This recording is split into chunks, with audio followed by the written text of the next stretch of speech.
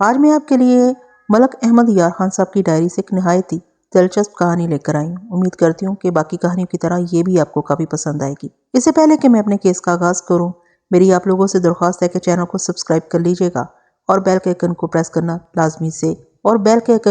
Press کیجئے گا اور notification بیل کو بھی آن کر لیجئے گا۔ آئیے آغاز کرتے ہیں آج کی کہانی کا۔ قتل بہت ہی خوفناک اور ظالمانہ جرم ہے۔ ایک انسان کا دوسرے کو مارنا بڑے حوصلے اور جگرے کا کام ہے۔ عام لوگوں کا خیال ہے کہ ایک جیتے جاگتے انسان کو قتل کرنے والا قاتل بڑا خوفناک اور وحشی انسان ہوتا ہوگا۔ جی نہیں، یہ مفروضہ غلط ہے۔ قتل جیسا جرم کوئی دھان پان اور معصوم آدمی بھی کر سکتا ہے۔ یہ ضروری نہیں کہ قاتل بہت طاقتور درندہ صفت ہو۔ میں آپ کو جو کہانی سنانے لگا ہوں وہ پنجاب کے دیہاتی اور شہری علاقے سے تعلق رکھتی ہے۔ میں ان دنوں ایک قصبے میں تعینات تھا۔ اس قصبے کے قریب سے ایک مین سڑک شہر تک جاتی تھی۔ یہ قصبہ بہت بڑا تو نہیں تھا، لیکن شہر نزدیک ہونے کی وجہ سے یہاں ہر قسم کی سہولتیں موجود تھیں۔ میرے تھانے کے علاقے میں اس قصبے کے علاوہ 3 گاؤں اور بھی آتے تھے۔ اس علاقے میں عام طور پر جرائم کم ہی ہوتے تھے۔ کبھی چھوٹی موٹی چوری چکاری یا لڑائی جھگڑے کی اطلاع آ جاتی تھی۔ سنگین جرم کم ہی ہوتے تھے۔ یہ علاقہ ہندوؤں مسلمانوں کا ملا جلا تھا۔ وہ جو کہتے ہیں نا کہ زیادہ تر برے کام اور گناہ رات کے اندھیرے میں جنم لیتے ہیں، یہ بالکل ٹھیک ہے۔ بالکل اسی طرح زیادہ تر قتل بھی رات کے اندھیرے میں ہوتے ہیں اور دن کی روشنی میں ان کا انکشاف ہوتا ہے۔ رات کا اندھیرا بہت سے گناہوں کو ڈھانپ لیتا ہے، لیکن دن چڑھتے ہی ہر چیز عیاں ہو جاتی ہے۔ ویسے آج کل تو دن دہاڑے قتل ہوتے ہیں اور انسان مکھیوں کی طرح مارے جاتے ہیں۔ گرمیوں کے دن تھے، میں سورج کی تپش بڑھنے سے پہلے تھانے پہنچ جایا کرتا تھا۔ اس طرح میں وقت سے کچھ پہلے چلا جاتا تھا۔ اس دن میں تھانے پہنچا تو وہاں مجھ سے پہلے ایک آدمی محرر کے پاس بیٹھا ہوا تھا۔ مجھے دیکھ کر محرر نے سیلیوٹ کیا۔ اس کے پاس بیٹھا ہوا آدمی بھی کھڑا ہو گیا اور اس نے جھک کر مجھے سلام کیا۔ میں نے اس کے سلام کا جواب دیا اور پوچھا کہ وہ کس سلسلے میں آیا ہے۔ قتل کی واردات کی اطلاع ہے سر۔ اس آدمی کے بولنے سے پہلے ہی حوالدار نے کہا، یہ آدمی لاش دیکھ کر آ رہا ہے۔ میں نے مزید تفصیل پوچھنے کے لیے اس آدمی کو اپنے کمرے میں بٹھا لیا۔ اس نے جو کچھ بتایا وہ اس طرح تھا۔ اس آدمی کے ساتھ ایک اور آدمی تھا۔ یہ دونوں شہر میں مزدوری کرنے جاتے تھے اور شام کو واپس آتے تھے۔ یہ دونوں صبح منہ اندھیرے ہی گھر سے نکل آتے تھے اور پیدل سفر کرتے ہوئے ہمارے قصبے تک آتے تھے۔ یہاں سے وہ تانگے وغیرہ میں شہر چلے جاتے تھے۔ راستہ چھوٹا کرنے کے لیے یہ عام راستوں سے ہٹ کر کھیتوں کی میڈھوں اور جنگلاتی حصے پر چلتے تھے۔ اس طرح ان کا خاصا وقت بچ جاتا تھا اور سفر بھی کم ہو جاتا تھا۔ اس روز بھی وہ اپنے معمول کے مطابق آ رہے تھے کہ قصبے کے جنوبی طرف ایک ویران سی جگہ پر انہیں ایک آدمی درہ سے بندھا ہوا نظر آیا۔ پہلے تو وہ بہت ڈرے، مگر پھر ہمت کر کے قریب چلے گئے۔ وہ ایک جوان عمر آدمی تھا جس کی گردن سے خون بہہ بہہ کر زمین پر جمع ہوا تھا۔ دونوں نے ارادہ کیا کہ چپ چاپ یہاں سے کھسک جائیں، مگر پھر وہ یہ سوچ کر ڈر گئے کہ ایسا نہ ہو کہ کوئی انہیں اس طرف سے آتا دیکھ لے اور قتل کا الزام ان پر لگ جائے۔ ان میں سے جو بڑی عمر کا تھا اس نے اپنے ساتھی کو تھانے اطلاع دینے کے لیے بھیج دیا اور خود وہیں موجود رہا۔ میں نے اسے کچھ اور باتیں پوچھیں اور مزید وقت ضائع کیے بغیر اپنا عملہ ساتھ لے کر اس آدمی کے ساتھ چل پڑا۔ اس کے ساتھ ہی میں نے ایک کانسٹیبل کو دوڑایا کہ وہ کھوجی، نمبردار اور 2-3 معزز لوگوں کو لے کر مطلوبہ جگہ پر پہنچے۔ اس آدمی کے ساتھ چلتے ہوئے ہم کھیتوں میں پہنچ گئے۔ کھیتوں میں سے گزرتے ہوئے ایک طرف جہاں سے کھیتوں کا سلسلہ ختم ہو گیا تھا، جھاڑ جنکار والی زمین تھی، وہاں خود روح درختوں کی بہتات تھی۔ وہ آدمی مجھے اس طرف لے گیا۔ کچھ اور اندر جا کر ایک ایسی جگہ آ گئی جسے چاروں طرف سے درختوں اور جھاڑیوں نے گھیر رکھا تھا۔ مجھے دور سے ہی نظر آ گیا کہ کیکر کے ایک درخت کے ساتھ ایک آدمی رسیوں سے درخت کے تنے کے ساتھ بندھا ہوا ہے۔ ہمیں آتے دیکھ کر اس آدمی کا ساتھی جو قریبی درختوں کے سائے میں کھڑا تھا ہماری طرف آ گیا۔ میں نے سب کو پیچھے کھڑے رہنے کو کہا اور خود آگے چلا گیا۔ یہ احتیاط میں نے اس لیے کی تھی کہ مجرم یا مجرموں کے قدموں کے نشان ضائع نہ ہو جائیں۔ میں نے قریب جا کر دیکھا، وہ ایک 30-32 سال کا جوان عمر آدمی تھا۔ صاف نظر آ رہا تھا کہ اس پر بہت زیادہ تشدد کیا گیا ہے۔ اس کی داہنی آنکھ کے نیچے ایک نیلگوں ابھار نظر آ رہا تھا۔ نچلا ہونٹ پھٹا ہوا اور سوجا ہوا تھا، اس سے خون نکلا ہوا تھا۔ اصل زخم جو موت کا باعث بنا ہوگا وہ مقتول کی گردن کی بائیں جانب کٹ کا گہرا نشان تھا۔ میرے تجربے کے مطابق وہ کلہاڑی کی ضرب تھی جو خاصی کاری تھی۔ مقتول کی گردن سے خون بہہ کر درخت کے تنے سے ہوتا ہوا زمین پر جم گیا تھا۔ اس خون پر اور مقتول کی گردن کے زخم پر سینکڑوں کی تعداد میں جنگلی چیونٹے جمع ہو گئے تھے۔ میں نے قریبی جھاڑی سے ایک چھوٹی سی شاخ اتار کر ان چیونٹیوں کو ہٹایا۔ پھر میں نے 2 کانسٹیبلوں سے کہا کہ احتیاط سے آ کر لاش کو کھولیں اور سائے میں ڈال دیں۔ مقتول کو پٹسن کی رسی سے اس طرح باندھا گیا تھا کہ اس کی پشت درخت کے تنے کے ساتھ لگا کر رسی کے بال دیے گئے تھے۔ رسی کے آخری سرے کو گرا لگانے کی بجائے ویسے ہی پچھلی طرف رسی کے بلوں میں اڑس دیا گیا تھا۔ کانسٹیبلوں نے رسی کے بال کھول کر لاش کو اٹھایا اور درختوں کے گھنے سائے میں گھاس پر لٹا دیا۔ میں درخت کے ارد گرد کسی سوراخ کی تلاش میں نظریں دوڑانے لگا۔ میری نظریں جھاڑیوں اور گھاس میں لگی ہوئی تھیں۔ آثار بتا رہے تھے کہ یہاں ہنسی دھینگا مشتی ہوئی ہے۔ قدموں کے نشان بڑے صاف نظر آ رہے تھے۔ اتنے میں وہ کانسٹیبل جسے میں نے کھوجی اور معززین کو لانے کے لیے بھیجا تھا، گاؤں کے نمبردار، دو معزز آدمی اور کھوجی کو ساتھ لے کر آ گیا۔ میں نے ان کی موجودگی میں موقع پر جو ضروری کارروائی کرنی تھی وہ کی اور لاش کو پوسٹ مارٹم کے لیے بھجوانے کا بندوبست کیا۔ اس کے بعد میں نے کھوجی کو بلا کر کچھ ہدایات دی۔ کھوجی اپنے کام میں مصروف ہو گیا۔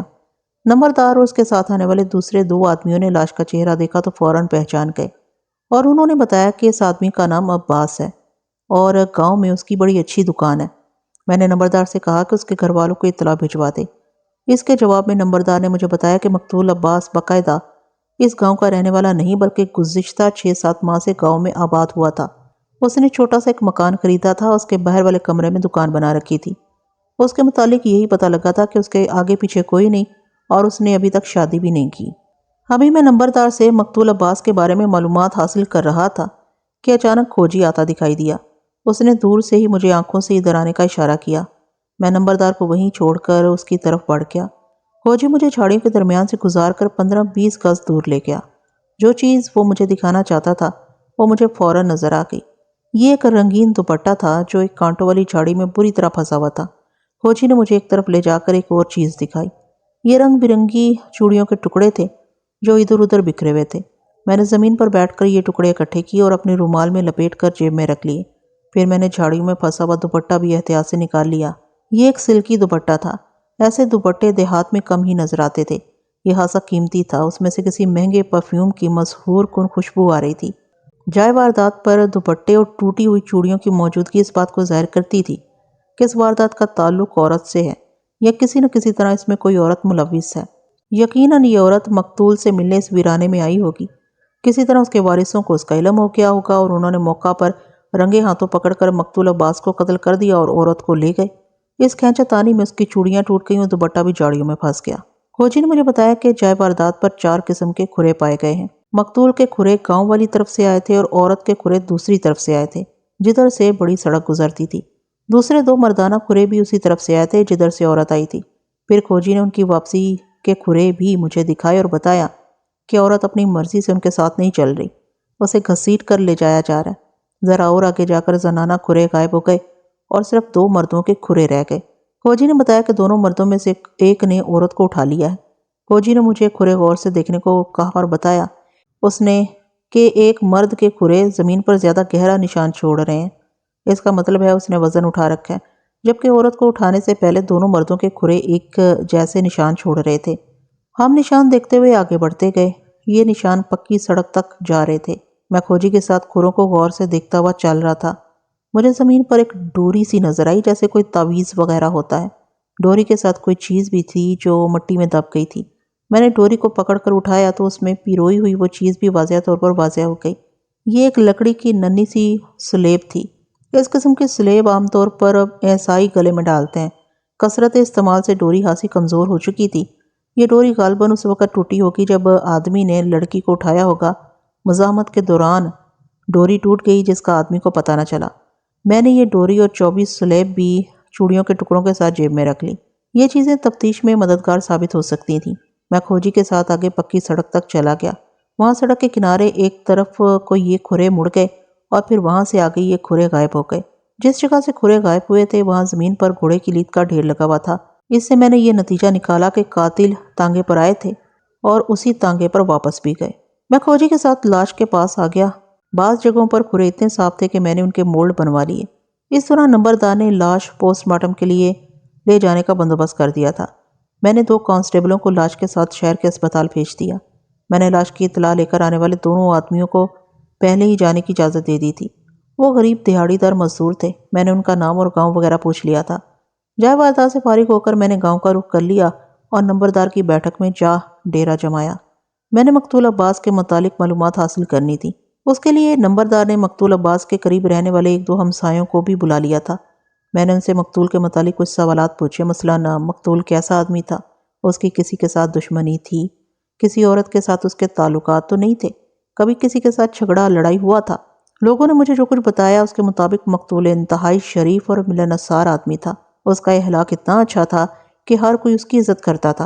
عورتوں کے معاملے میں بھی اس کی کوئی شکایت نہیں تھی، کبھی کسی کے ساتھ لڑائی جھگڑا تو درکنار اسے کسی نے غصے میں بھی نہیں دیکھا تھا۔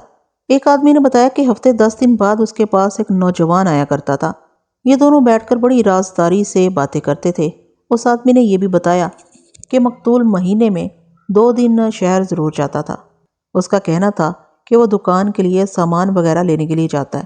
میں نے مقتول کے پاس آنے والے نوجوان کے متعلق قریدنا چاہا تو پتہ چلا کہ کسی کو اس کے بارے میں کچھ معلوم نہیں کہ وہ کون اور کہاں سے آتا ہے۔ اگر اس نوجوان کے متعلق پتہ چل جاتا تو مقتول عباس کے بارے میں بہت کچھ معلوم ہو سکتا تھا۔ گاؤں کے لوگ مقتول کے بارے میں بہت کم جانتے تھے۔ میں نے معلوم کیا کہ گاؤں میں مقتول کی کسی کے ساتھ دوستی ہوگی جس کے ساتھ وہ ہر طرح کی باتیں کرتا ہوگا۔ ویسے تو اس کی سب کے ساتھ الیک سلیک تھی، ایک شخص نے کہا، لیکن جس قسم کی دوستی آپ کے ذہن میں ہے، ایسی گاڑی اور بے تکلفی والی دوستی اس کی کسی کے ساتھ نہیں تھی۔ میں نے سب لوگوں سے کہا کہ اب اگر وہ نوجوان گاؤں میں نظر آئے تو اسے کسی بہانے بٹھا کر تھانے اطلاع کر دیں یا اسے تھانے لے آئیں۔ نمبردار اور دوسرے لوگوں کو اچھی طرح سمجھا کر میں تھانے آ گیا۔ تھانے میں آ کر میں نے مقتول عباس کے قتل کے بارے میں غور کیا تو مجھے محسوس ہوا کہ یہ کیس میرے لیے اچھی خاصی سردردی کا باعث بنے گا۔ بہرحال چونکہ مقتول کا فی الحال کوئی والی وارث سامنے نہیں آیا تھا، اس لیے میں نے قانون کے مطابق ازہد کارروائی کرتے ہوئے کیس درج کر لیا۔ میں نے اس کیس پر باریک بینی سے غور کرنا شروع کر دیا۔ مظاہر اس قتل کے ڈانڈے شہر سے جا کر ملتے تھے، لیکن یہ ضروری بھی نہیں تھا۔ جائے واردات سے ملنے والا خوشبو میں بسا ہوا مہنگا دوپٹہ، لڑکی اور مجرموں کے کھروں کا پکی سڑک کی طرف سے آنا اور واپس جانا اور سڑک کے کنارے تانگے کا کھڑا ہونا میرے لیے میرے اس خیال کو تقویت دیتا تھا کہ جائے واردات پر موجود لڑکی اور قاتلوں کا تعلق شہر سے ہو سکتا ہے، لیکن یہ ضروری نہیں تھا کہ میرا مفروضہ ٹھیک ہی ہو۔ لڑکی کا تعلق اسی گاؤں یا ارد گرد کے کسی گاؤں سے بھی ہو سکتا تھا۔ فرض کر لیا کہ لڑکی شہر سے آئی تھی، سوال یہ پیدا ہوتا تھا کہ اسے کیا ضرورت تھی اتنی دور آ کر رات کے اندھیرے میں ایک ویران جگہ آ کر مقتول سے ملاقات کرتی۔ اس کے علاوہ میرے دماغ میں یہ بھی آیا کہ یہ عشق و محبت کا کھیل ہو سکتا ہے، ہوس یا بدکاری والا معاملہ نہیں۔ میں جتنا اس معاملے پر غور کرتا گیا اتنا ہی میرا دماغ الجھتا گیا۔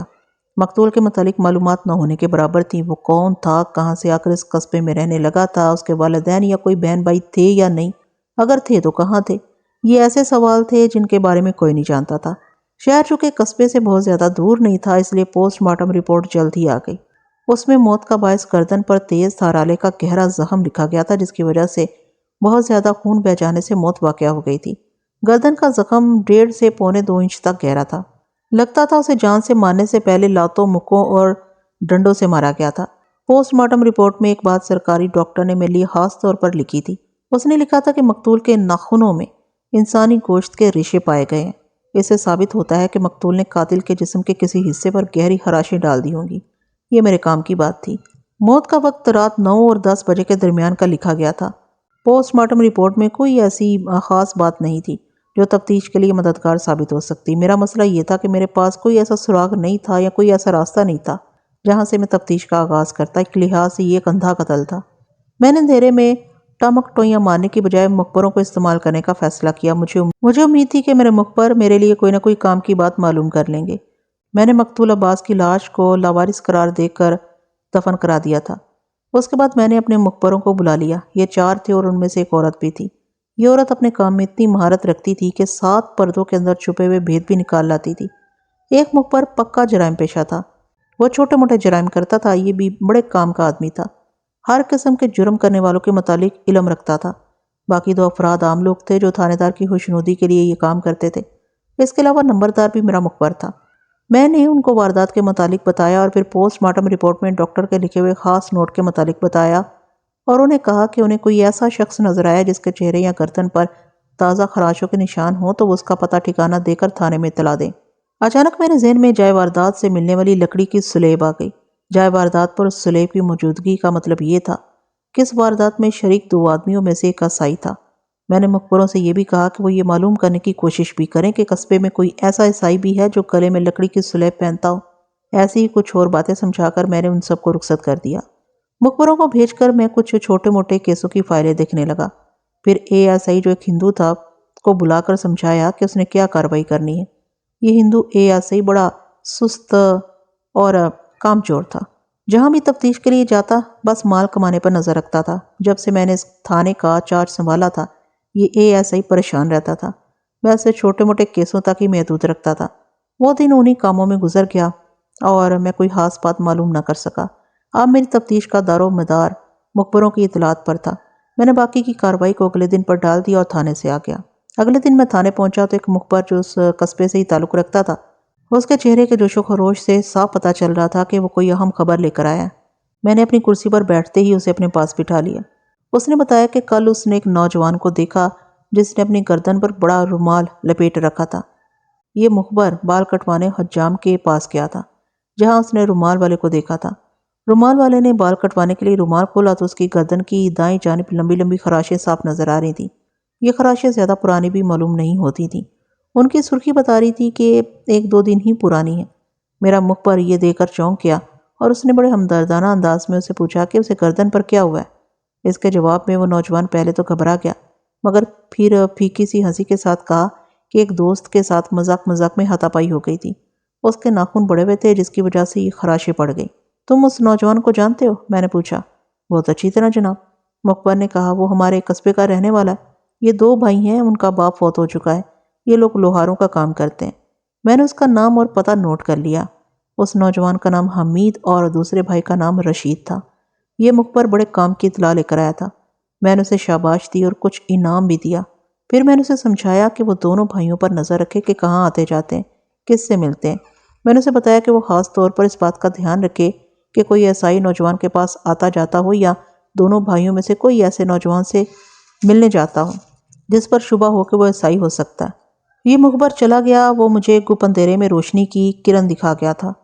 اب مجھے دوسرے مخبروں کا انتظار تھا۔ ان سے رپورٹیں لینے کے بعد میں نے اگلا قدم اٹھانا تھا۔ اس الجھے ہوئے کیس کا ایک سرا میرے ہاتھ آ گیا تھا اور میں بڑی احتیاط سے اس سرے کو تھام کر آگے بڑھنا چاہتا تھا۔ دوپہر تک باری باری باقی کے 3 مخبر بھی آ گئے۔ وہ کوئی خبر حاصل نہیں کر سکے تھے۔ میں نے دونوں مردوں کو جانے کو کہا اور عورت جس کا نام سکینہ تھا کو اپنے پاس بٹھا لیا۔ میں نے اس کو حمید اور رشید کے گھر کا پتہ سمجھایا اور یہ بھی بتایا کہ یہ لوگ لوہار ہیں۔ سکینہ نے بتایا کہ وہ ان لوگوں کے متعلق تھوڑا بہت جانتی ہے۔ میں نے سکینہ سے کہا کہ اس نے ان لوگوں کے گھر کے اندر کی باتیں معلوم کرنی ہیں کہ ان کے گھر میں کون کون رہتا ہے۔ اگر ان کی کوئی بہن ہے تو ارد گرد سے معلوم کرنا ہے کہ وہ کردار کی کیسی ہے، اس کے کسی کے ساتھ تعلقات تو نہیں اور ان کے گھر میں اس بات پر لڑائی جھگڑا ہوا ہو وغیرہ وغیرہ۔ سکینہ ایسے کاموں کی ماہر تھی۔ وہ سمجھ گئی کہ میں کیا معلوم کرنا چاہتا ہوں۔ وہ اسی وقت چلی گئی۔ اس نے جاتے ہوئے بڑے اعتماد سے مجھے کہا تھا کہ شام تک آپ کو اس گھر کی ہر بات معلوم ہو جائے گی۔ سکینہ کے جانے کے بعد میں اس کیس کی جزیات پر غور کرنے لگا۔ ابھی تک میں عضو معطل کی طرح بیکار بیٹھا تھا۔ میرے کسی بھی اقدام کا دار و مدار مخبروں کی لائی ہوئی اطلاعات پر تھا۔ تفتیش کے دوران کبھی کبھی ایسے مواقع بھی آ جاتے ہیں جب تفتیشی افسر کو خواہ ہلکان ہونے کی بجائے اپنے ماتحت عملے کو استعمال کرنا بہتر ہوتا ہے۔ کسی ماہر شاطر کی طرح مہروں کو آگے پیچھے کرنا ہوتا ہے۔ جس طرح شطرنج میں بعض اوقات ایک پیادہ مخالف کی مات کا سبب بن جاتا ہے، بالکل اسی طرح ایک معمولی مخبر اپنی کامیاب مخبری کے ذریعے وہ کام کر گزرتا ہے جو بڑے سے بڑا تفتیشی افسر بھی نہیں کر سکتا۔ شام کے 6-6:30 بجے کا وقت ہوگا جب ایک کانسٹیبل نے بتایا کہ سکینہ آ گئی ہے۔ میں نے فوراً اس کو اندر بلا لیا اور کانسٹیبل کو باہر بھیج دیا۔ سکینہ نے جب اپنی رپورٹ دی تو میرا دماغ روشن ہو گیا۔ مجھے صاف نظر آنے لگا کہ میں قاتلوں تک پہنچ گیا ہوں۔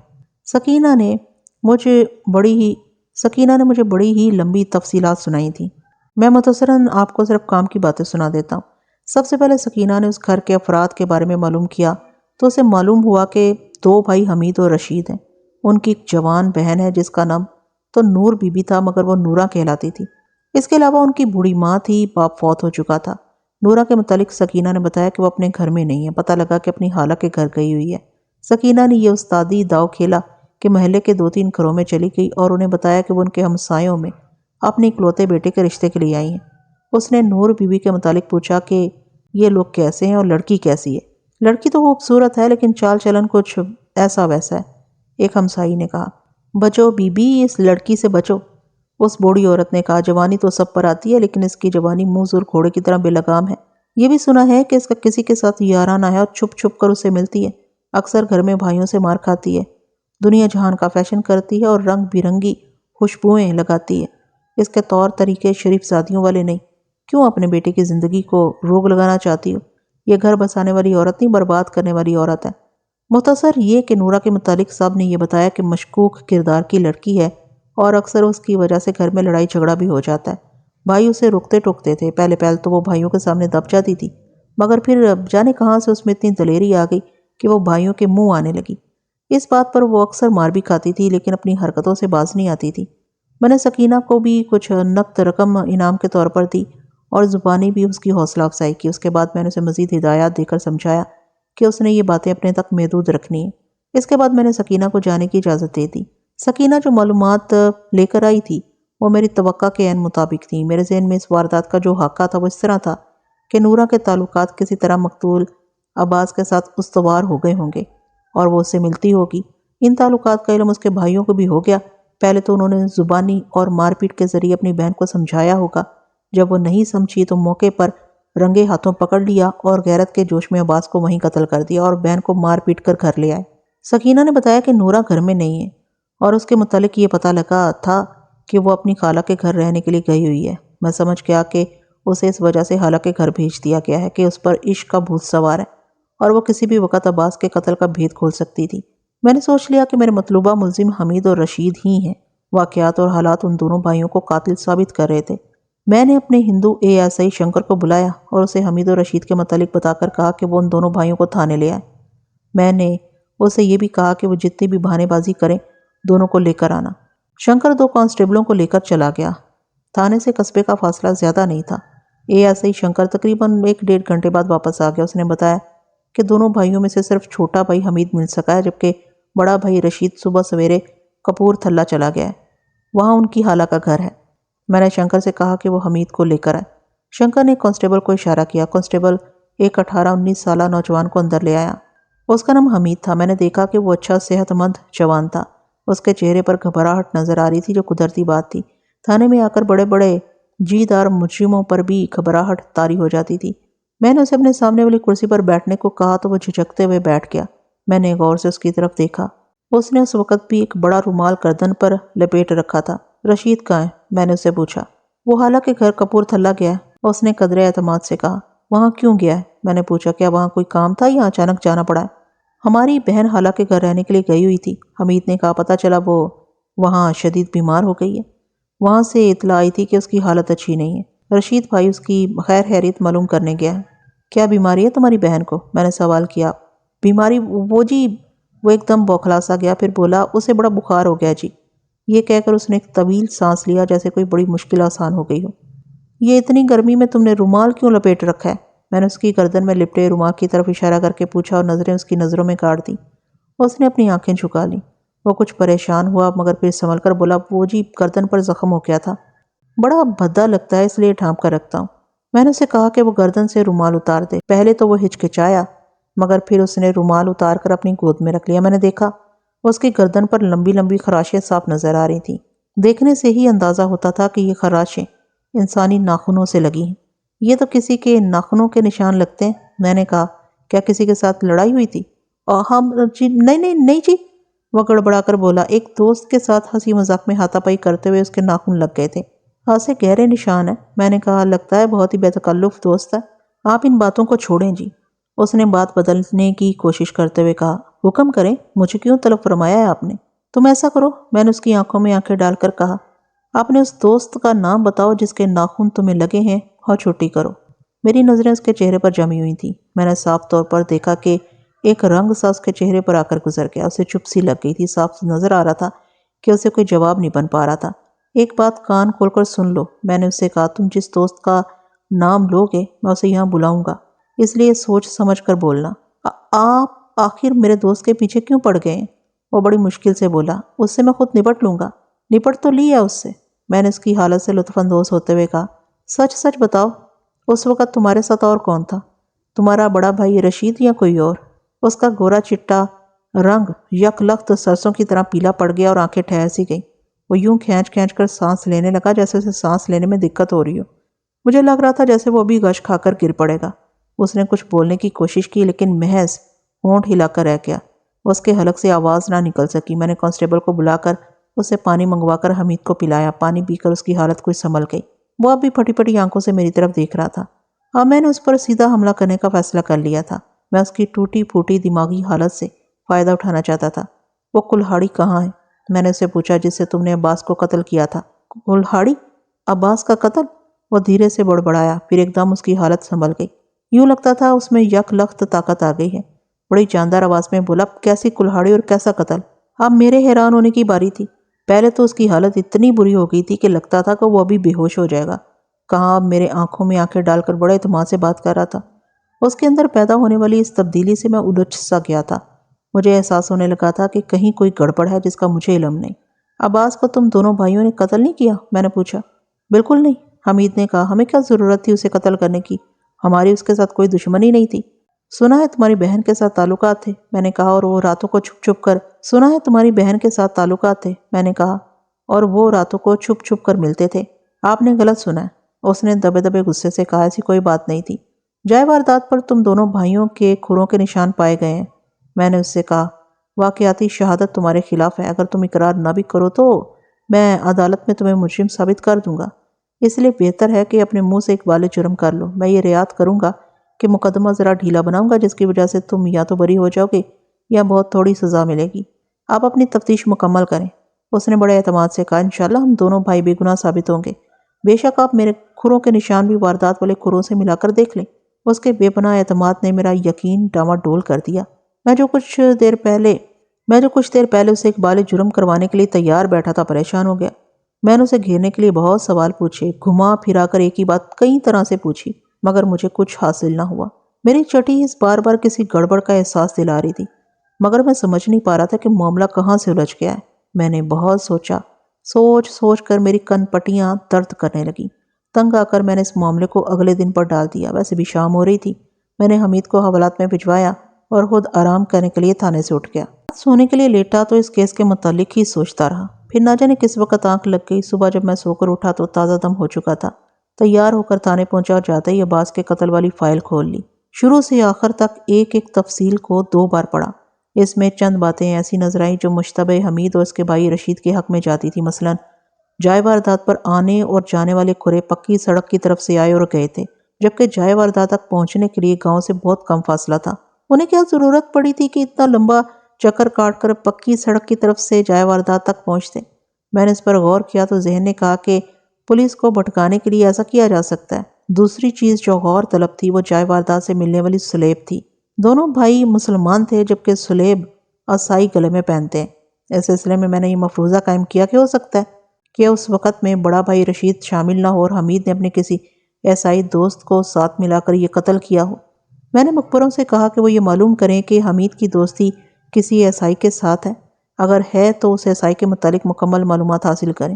اس کے علاوہ میں نے ان کو یہ بھی کہا کہ وہ معلوم کریں کہ حمید کی بہن کے مقتول عباس کے ساتھ تعلقات تھے یا نہیں۔ اس کے لیے میں نے سکینہ کو سمجھایا کہ وہ اس کی کسی رازدار سہیلی سے یہ معلومات حاصل کرے۔ اس کے ساتھ ہی میں نے کھوجی کو بلوا کر کہ وہ حمید کے جوتوں کے نشان لے کر انہیں جائے واردات پر ملنے والے کھروں سے ملا کر دیکھے کہ یہ ایک ہی طرح کے ہیں یا مختلف۔ کھوجی اسی وقت اپنے کام میں مصروف ہو گیا۔ اس نے حمید کو کچی زمین پر چلا کر اس کے قدموں کے نشان حاصل کر لیے۔ اس نے کھرے دیکھتے ہی اپنے سر کو دائیں بائیں اس طرح ہلایا جیسے انکار میں ہلایا جاتا ہے۔ پھر وہ میرے پاس آ گیا۔ اس نے بتایا کہ یہ کھرے جائے واردات پر پائے جانے والے کھروں سے بہت زیادہ مختلف ہیں۔ میں نے کھوجی سے کہا کہ کیا ایسا ممکن ہے کہ ملزم نے واردات کے وقت دوسرے جوتے پہن رکھے ہوں، مگر کھوجی نے اس امکان کو رد کر دیا اور بتایا کہ حمید کے پاؤں کا سائز جائے واردات پر پائے جانے والے کھروں کے سائز سے لمبائی میں خاصا چھوٹا ہے اور چوڑائی میں بھی کم ہے، اس لیے جوتے بدلنے سے بھی کوئی فرق نہیں پڑ سکتا۔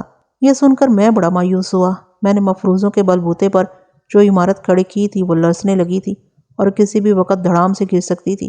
مجھے اب مخبروں کی اطلاعات کا انتظار تھا۔ میں نے اب جو بھی قدم اٹھانا تھا ان اطلاعات کی روشنی میں اٹھانا تھا۔ دوپہر کے وقت تک مخبر ایک ایک کر کے آنے لگے۔ ان سے جو معلومات حاصل ہوئیں وہ میرے لیے حوصلے کا باعث نہیں تھیں۔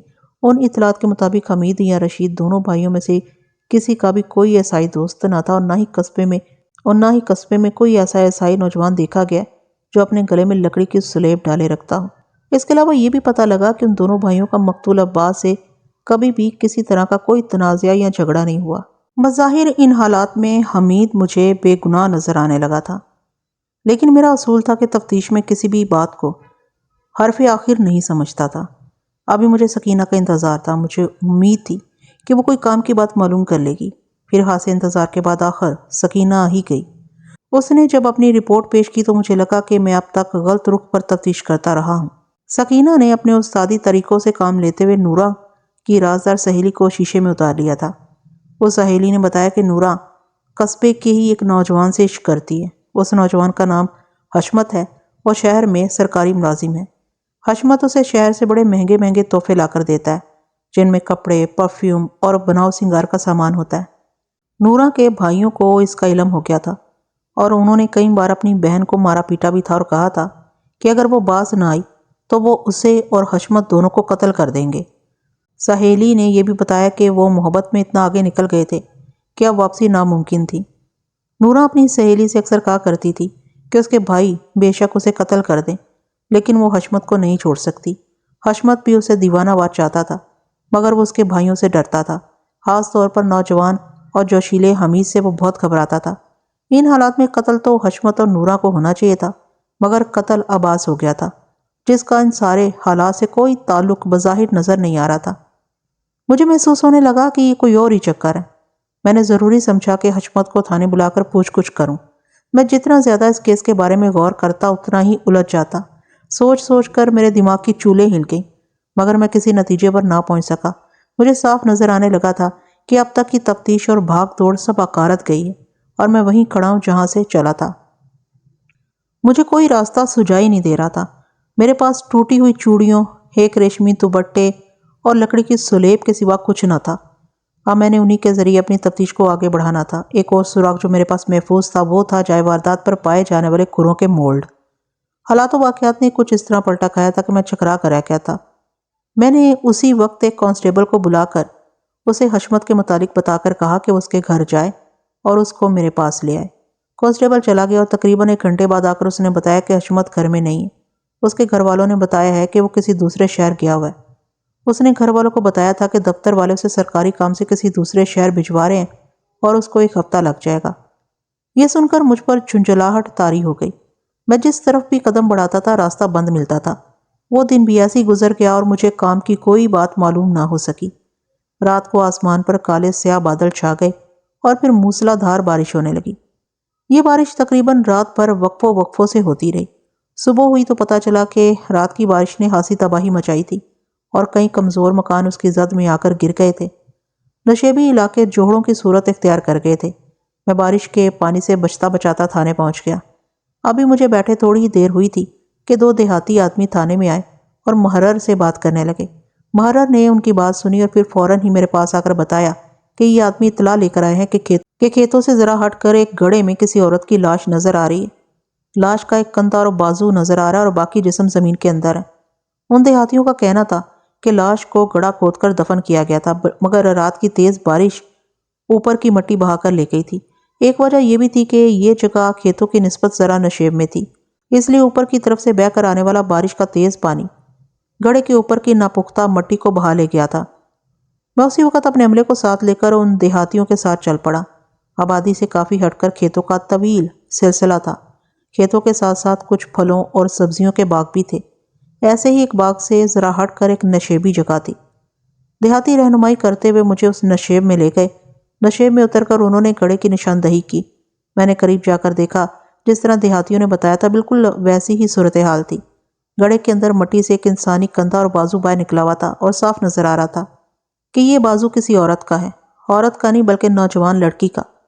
گڑھا اگرچہ خاصا گہرا تھا، مگر وہی بات کہ نشیبی جگہ پر ہونے کی وجہ سے اور قیامت خیز بارش نے لاش کو ننگا کر دیا تھا۔ میں نے ان دونوں دیہاتیوں سے کہا کہ وہ کھیتوں سے اپنا کھدائی کا سامان لے آئیں۔ وہ دونوں اسی وقت بھاگے گئے اور 2 کسیاں اور کھرپے لے آئے۔ میں نے انہیں احتیاط سے لاش کے ارد گرد سے مٹی ہٹانے کو کہا۔ تھوڑی دیر میں انہوں نے پوری لاش کے ارد گرد سے مٹی ہٹا دی۔ یہ ایک نوجوان لڑکی کی لاش تھی جو ٹیری مٹیری پڑی تھی۔ لڑکی کی شکل و صورت اچھی رہی ہوگی، مگر اس وقت خاصی ڈراؤنی لگ رہی تھی۔ میں نے قریب ہو کر غور سے دیکھا، اس کو گلا دبا کر مارا گیا تھا۔ اس وجہ سے اس کی بڑی بڑی حسین آنکھیں پھیل گئی تھیں اور ان میں دہشت اور اذیت نقش ہو کر رہ گئی تھی۔ گلا گھٹنے کی وجہ سے منہ تھوڑا سا کھلا ہوا تھا اور زبان باہر آ گئی تھی۔ اس کے گلے پر دبانے کے واضح نشان نظر آ رہے تھے۔ وہاں جلد کے نیچے خون جم گیا تھا۔ باقی جسم پر کوئی تشدد کا نشان تھا، نہ ہی کوئی ایسے آثار نظر آ رہے تھے جن سے یہ معلوم ہو کہ کسی نے اس کے ساتھ زبردستی یا کوئی زیادتی کرنے کی کوشش کی ہے۔ اس کے کپڑے بالکل درست حالت میں تھے۔ میں نے ان دیہاتیوں سے کہا کہ وہ گاؤں سے نمبردار اور ایک دو معزز آدمیوں کو بلا لائیں اور لاش لے جانے کے لیے ایک چارپائی بھی لے آئیں۔ ان آدمیوں کے جانے کے بعد میں نے لاش کے ارد گرد کی مٹی کو غور سے دیکھا۔ اکثر جائے واردات پر ملنے والی چھوٹی موٹی اشیاء تفتیش میں بڑی کارآمد ثابت ہوتی ہیں، مگر وہاں کوئی ایسی چیز نظر نہیں آئی۔ لاش کی دونوں مٹھیاں سختی سے بند تھیں۔ لاش کچھ سوج گئی تھی، مگر ابھی گلنے سڑنے کا عمل شروع نہیں ہوا تھا۔ کھیت قریب ہونے کی وجہ سے مٹی نمدار تھی، مگر لاش سے بدبو آنے لگی تھی۔ اس سے میں نے یہ نتیجہ نکالا کہ قتل ہوئے زیادہ دن نہیں گزرے۔ یہ 2 یا 3 دن پہلے کی واردات لگتی تھی۔ میں نے اس نشیب میں ادھر ادھر دور تک چل کر پھر زمین کا معائنہ کیا۔ اگر زمین پر کوئی سراغ موجود بھی تھا تو رات کی طوفانی بارش میں بہہ گیا ہوگا۔ تھوڑی دیر بعد وہ دیہاتی ایک چارپائی اٹھائے آتے نظر آئے۔ ان کے پیچھے پیچھے نمبردار اور دوسرے آدمی آ رہے تھے۔ نمبردار کے آنے پر میں نے کاغذی کارروائی کی اور لاش کو چارپائی پر رکھوا دیا۔ اب اس لاش کی شناخت کا مرحلہ تھا جو بہت ضروری تھا۔ جب تک یہ معلوم نہ ہو جاتا کہ یہ مقتولہ کون ہے، اس کے قتل کا باعث معلوم کرنا مشکل تھا۔ میں نے نمبردار اور اس کے ساتھ آنے والے 2 آدمیوں کے آگے یہ مسئلہ رکھ دیا۔ لاش دریافت کرنے والے دونوں دیہاتیوں سے بھی کہا کہ وہ قریب آ کر غور سے لاش کا چہرہ دیکھیں اور اسے پہچاننے کی کوشش کریں۔ سب نے میرے کہنے پر بڑے غور سے لاش کا چہرہ دیکھا۔ اگرچہ مٹی میں دفن رہنے کی وجہ سے چہرہ کچھ سوج گیا تھا، لیکن اس سے چہرے کے حد و حال اس حد تک نہیں بگڑے تھے کہ پہچانا نہ جاتا۔ باری باری سب نے انکار میں سر ہلا دیا۔ نمبردار نے دونوں آدمیوں سے کہا کہ چارپائی اٹھا کر گاؤں میں لے چلیں۔ ہم سب لاش کے ساتھ گاؤں میں پہنچ گئے۔ وہاں جا کر نمبردار نے لاش اپنے گھر کے باہر رکھوا دی اور اعلان کروا دیا کہ لوگ آ کر لاش کی شناخت کریں۔ ذرا سی دیر میں لوگوں کا ہجوم ہو گیا۔ اس ہجوم میں بعض عورتیں اور مردوں نے لاش کو پہچان لیا۔ ایک عورت نے میرے پاس آ کر کہا، تھانے دار جی، یہ تو لوہاروں کی بیٹی ہے، اس کا نام نورا ہے۔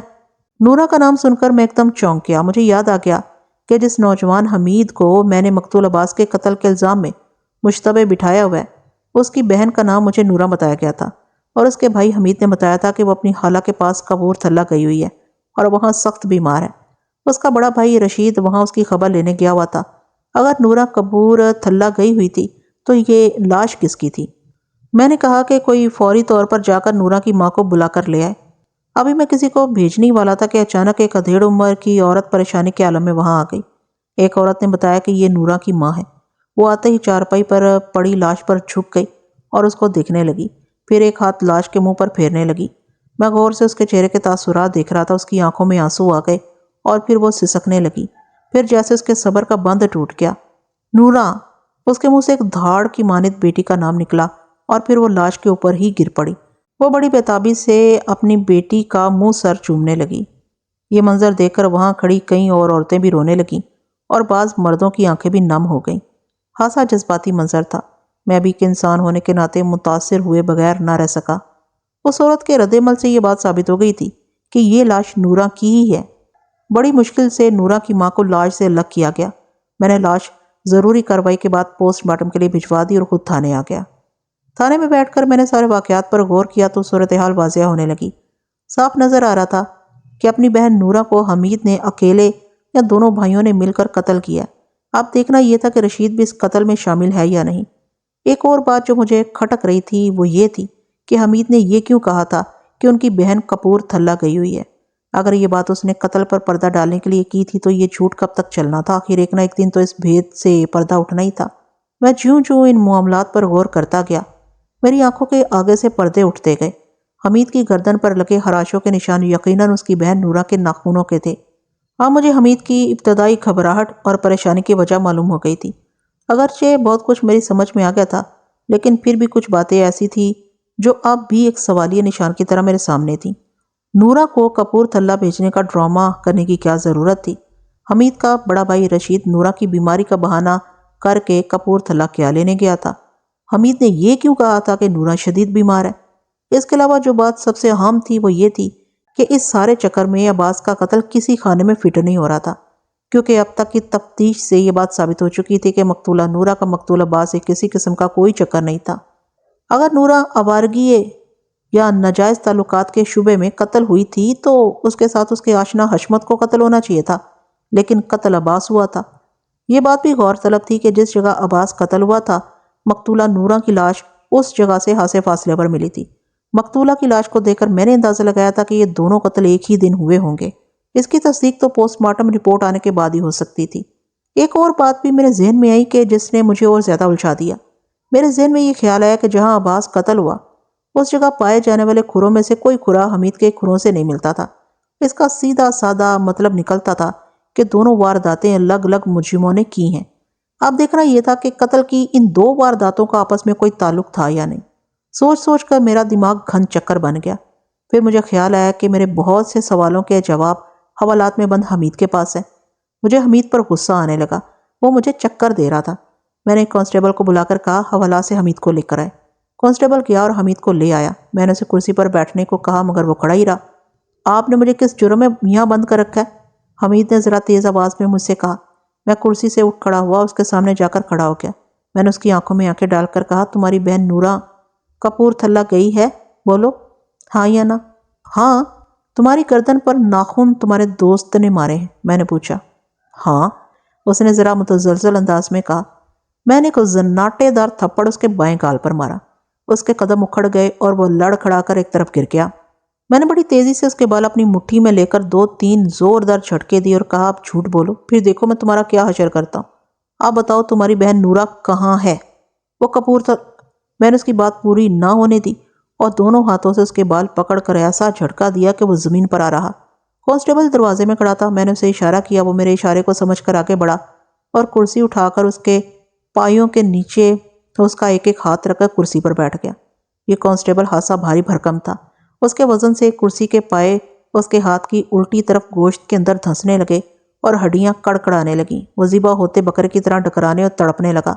وہ تکلیف کی شدت سے اپنا سر دائیں بائیں جھٹک رہا تھا اور اس کی ٹانگیں اس بری طرح سے لرز رہی تھی جیسے جان ٹانگوں کے راستے نکل رہی ہو۔ سچ بولو گے تو یہ کانسٹیبل کرسی سے اٹھے گا، میں نے بے رحم لہجے میں کہا۔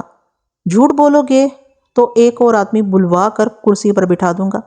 تمہاری بہن کی لاش مل گئی ہے، بولو اسے تم نے قتل کیا ہے یا نہیں؟ ہاں۔ اس کے منہ سے ایک کربناک آواز نکلی۔ تمہارے ساتھ اور کون تھا؟ میں نے پوچھا۔ پانی، اس نے بڑی مشکل سے کہا اور پھر نڈھال ہو کر سر ایک طرف پھینک دیا۔ میں نے کانسٹیبل کو ہٹنے کو کہا تو وہ کرسی سے اٹھ کر کھڑا ہو گیا۔ میں نے اسے کہا کہ اسے پانی پلاؤ۔ وہ پانی لینے چلا گیا تو میں نے حمید کو دیکھا۔ اس پر غشی طاری ہو گئی تھی۔ موسم ویسے بھی گرمیوں کا تھا اور پھر تشدد کی وجہ سے اس کے جسم کا ہر مسام پسینہ اگل رہا تھا، جس کی وجہ سے اس کا جسم پسینے میں شرابور ہو گیا تھا۔ اس کی آنکھوں سے آنسو بہہ نکلے تھے۔ میں پہلے بھی کئی بار بتا چکا ہوں کہ میں تفتیش کے دوران تشدد کا قائل نہیں تھا، لیکن کبھی کبھار مجبوراً 3rd ڈگری سے کام لینا پڑ جاتا تھا۔ کانسٹیبل پانی لے آیا تو میں نے اسے کہا کہ وہ حمید کو اٹھا کر کرسی پر بٹھا دے۔ کانسٹیبل نے پانی کا گلاس میز پر رکھا اور حمید کو بغلوں میں ہاتھ دے کر اسے اٹھا کر کرسی پر بٹھا دیا۔ پھر اس نے حمید کے منہ سے پانی کا گلاس لگا دیا۔ اس نے اتنی بے صبری سے پانی پیا کہ کچھ اس کے کپڑوں پر بھی گر گیا۔ پانی پی کر اس کے حواس کچھ بحال ہوئے۔ اس نے درد کی شدت کو کم کرنے کے لیے دونوں مضروب ہاتھوں کو اپنی بغلوں میں دبا لیا تھا اور خوفزدہ نظروں سے میری طرف دیکھنے لگا۔ پھر اس نے مری مری آواز میں اور پانی مانگا۔ پانی بھی پلاؤں گا اور روٹی بھی کھلاؤں گا۔ میں نے میز پر پڑے ہوئے بیت کو اٹھا کر ایک ہاتھ سے دوسرے ہاتھ پر آہستہ آہستہ مارتے ہوئے کہا، پہلے اقبالی بیان دو، ہر بات سچ سچ بیان کرو۔ وہ کوئی پختہ کار مجرم نہیں تھا جو تشدد برداشت کر لیتا اور اپنے جھوٹے بیان پر اڑا رہتا۔ وہ ایک شریف سا نوجوان تھا جو غیرت کے جوش میں آ کر قتل جیسا بھیانک جرم کر بیٹھا تھا۔ انسانی خون تو بڑے بڑے بے رحم قاتلوں کو بھی ہضم نہیں ہوتا۔ حمید فوراً اقبالی بیان دینے کے لیے تیار ہو گیا۔ ابھی میں نے اسے بیان لینا شروع نہیں کیا تھا کہ میرا ہندو ASI میرے پاس آیا اور سیلیوٹ کر کے مجھے نورہ کی پوسٹ مارٹم رپورٹ پیش کی۔ اس کے ساتھ ہی اس نے بتایا کہ لاش بھی آ گئی ہے۔ میں نے رپورٹ دیکھی۔ اس میں قتل کی تاریخ وہی لکھی جس روز عباس قتل ہوا تھا۔ اس کی موت کی وجہ گلا دبانا لکھی گئی تھی، جس کی وجہ سے مقتولہ دم گھٹنے سے مر گئی تھی۔ یہ بھی لکھا تھا کہ مقتولہ کنواری ہے۔ اس سے یہ ظاہر ہوتا تھا کہ مقتولہ صاف کردار کی مالک تھی اور اس کے حشمت یا کسی اور کے ساتھ جسمانی تعلقات نہیں تھے۔ عباس کی پوسٹ مارٹم رپورٹ کی طرح اس رپورٹ کے آخر میں بھی ڈاکٹر نے لکھا تھا کہ مقتولہ کے ناخنوں میں انسانی گوشت کے ریزے پھنسے ہوئے ملے ہیں۔ اس کے علاوہ ایک مٹھی کے اندر سے 3-4 انسانی بال بھی ملے۔ رپورٹ کے ساتھ ایک چھوٹے لفافے میں یہ بال بھی موجود تھے۔ یہ بال یقیناً حمید کے ہوں گے۔ میں نے ایک ہیڈ کانسٹیبل کو بلا کر کہا کہ وہ حمید کو ہتھ کڑی لگا دے۔ جب حمید کو ہتھ کڑی لگ گئی تو میں نے اسے باہر لانے کا اشارہ کیا۔ تھانے کے برآمدے میں ایک چارپائی پر نورا کی لاش پڑی تھی۔ میں حمید کو اس کی بہن کی لاش دکھانے کے لیے لے جا رہا تھا۔ ابھی ہم لاش سے کچھ دور ہی تھے۔ اپنے اس دوست کو دیکھو گے؟ میں نے ڈرامائی انداز میں اس سے کہا، جس کے ناخن تمہاری گردن پر لگے تھے۔ میں نے چارپائی پر چادر میں لپٹی اس کی بہن کی لاش کی طرف اشارہ کرتے ہوئے کہا، وہ ہے تمہارا دوست۔ وہ چلتے چلتے رک گیا اور خوف زدہ نظروں سے چارپائی کی طرف دیکھنے لگا جہاں اس کی بہن کی لاش چادر میں لپٹی پڑی تھی۔ جس کانسٹیبل نے اس کی ہتھ کڑی پکڑی ہوئی تھی وہ میرے اشارے پر اس کو آگے کھینچنے لگا۔ حمید چل نہیں رہا تھا بلکہ گھسٹ رہا تھا۔ چارپائی کے پاس جا کر اسے کھڑا کر دیا گیا۔ وہ ایک ٹک پلکیں جھپکائے بغیر چارپائی پر پڑی لاش کی طرف دیکھ رہا تھا۔ میں نے آگے بڑھ کر لاش کے منہ سے چادر ہٹا دی۔ نورا کا اذیت سے بگڑا ہوا خوفناک چہرہ دیکھ کر حمید کو زبردست جھٹکا سا لگا۔